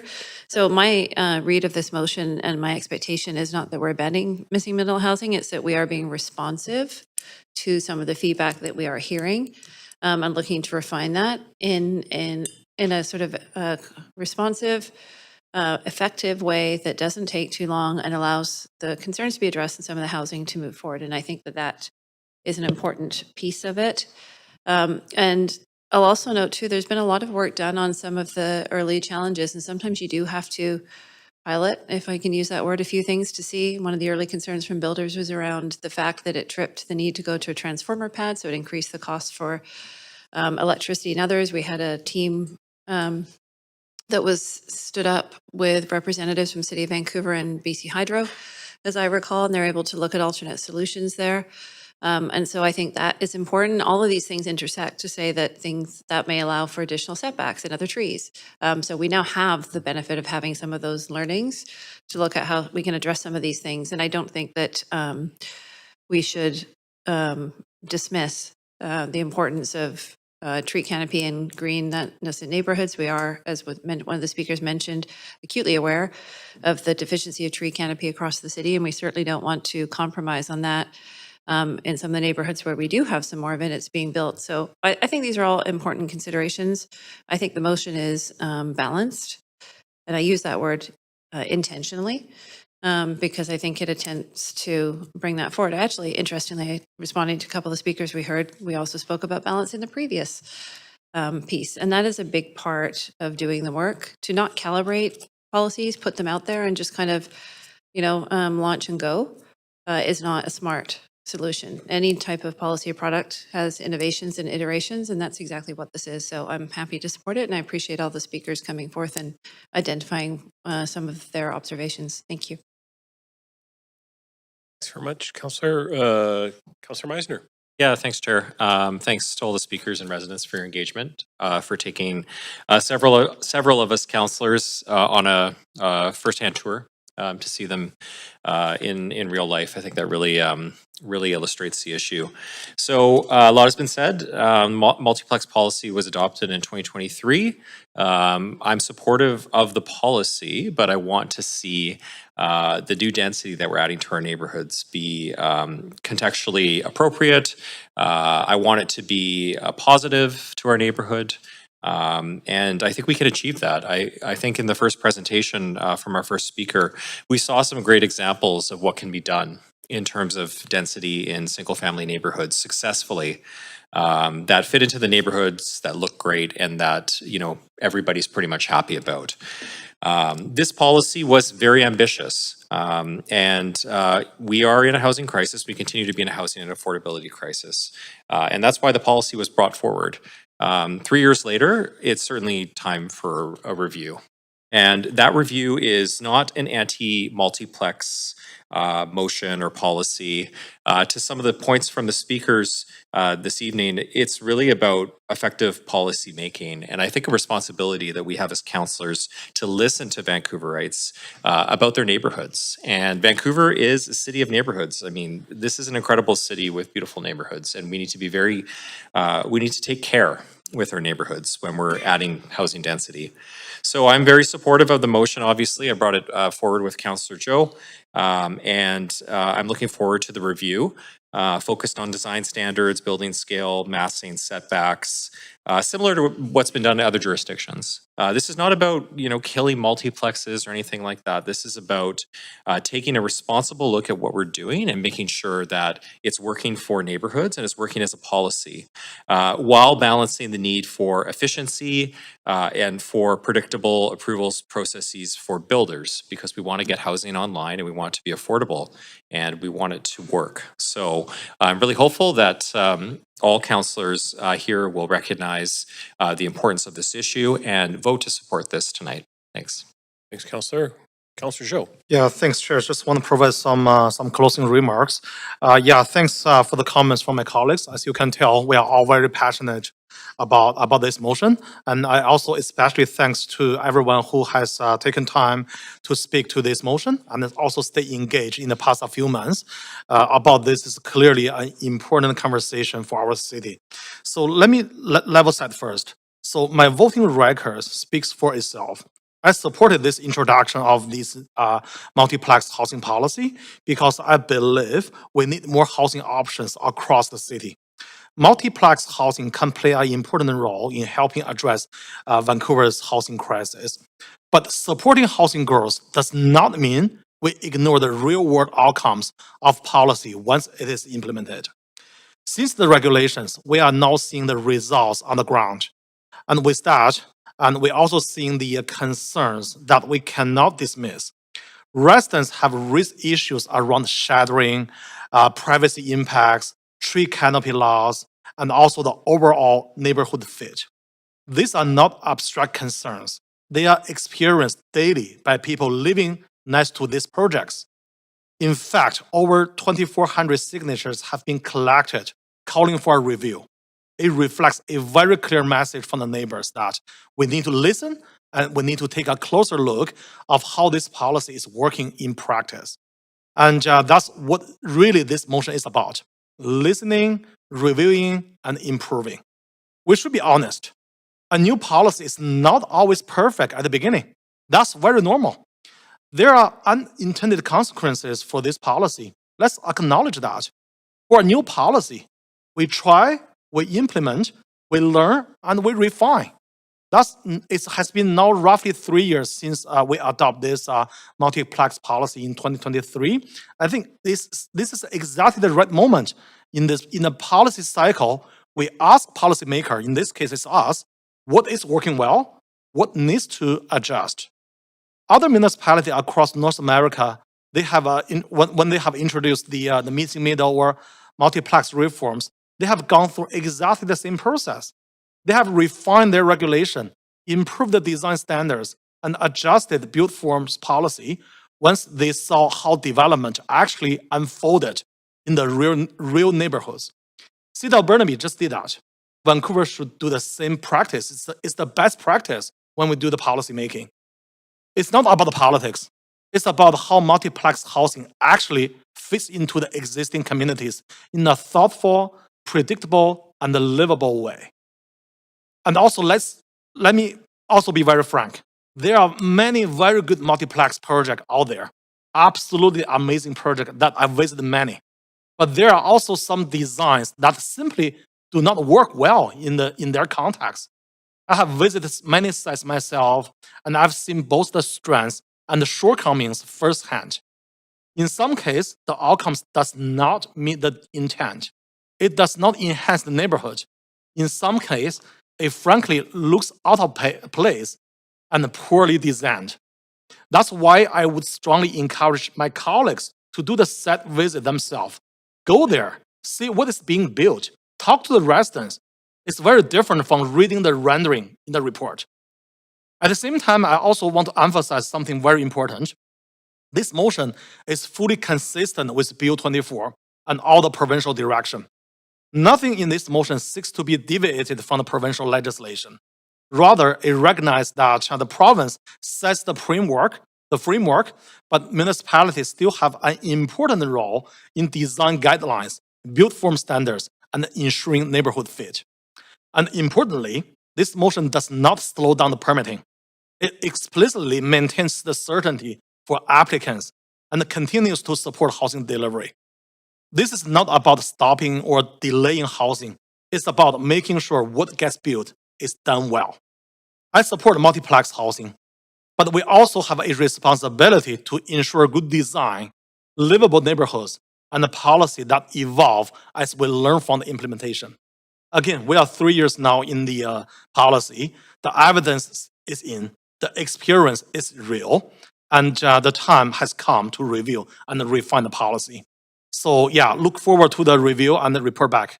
Of course, 100% supporting this motion. Okay, thank you, Councillor Zhou. All right, I'm going to just remind any committee member whose video is disabled, they will be marked absent pursuant to Section 1413 of the Procedure Bylaw. I'm now going to call the vote. Clerk, can you please take us to the voting screen?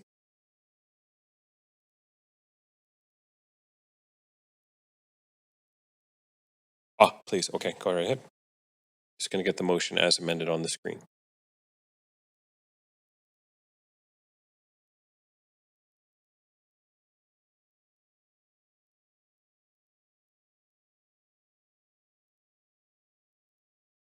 Okay. All right. Bring up the voting panel, please.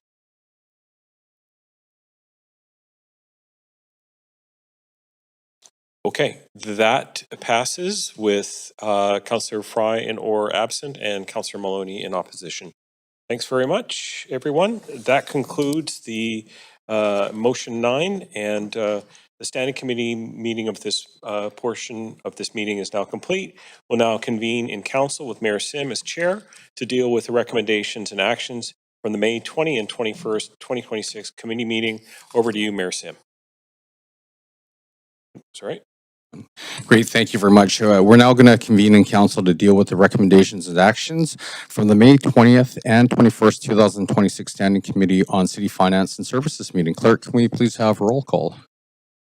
Mayor Sim in the chair, Councillor Kirby-Young, Councillor Dominato, Councillor Bly. Present. Councillor Fry. Not here. Councillor Montague. Present. Councillor Klassen. Present. Councillor Meisner. Present. Councillor Zhou. Councillor Orr. Not here. Councillor Maloney. This meeting has quorum, Mayor Sim. Great, thank you. We need a motion to adopt the committee's recommendations for the presentation reports 1 through 3 and council member motions 1 through 9. Thank you very much, Councillor Dominato. Seconded by Councillor Klassen. All those in favor say yay. Yay. All those opposed say nay. Great, the motion carries unanimously. Urgent business, council. Are there any items for urgent business? Okay. Seeing no. Yep. Okay. Motion by Councillor Kirby Young, seconded by Councillor Klassen. All those in favor say yay. Yay. All those opposed say nay. Great. This meeting is adjourned. Thank you, everyone. Thank you, everyone. Thanks, team.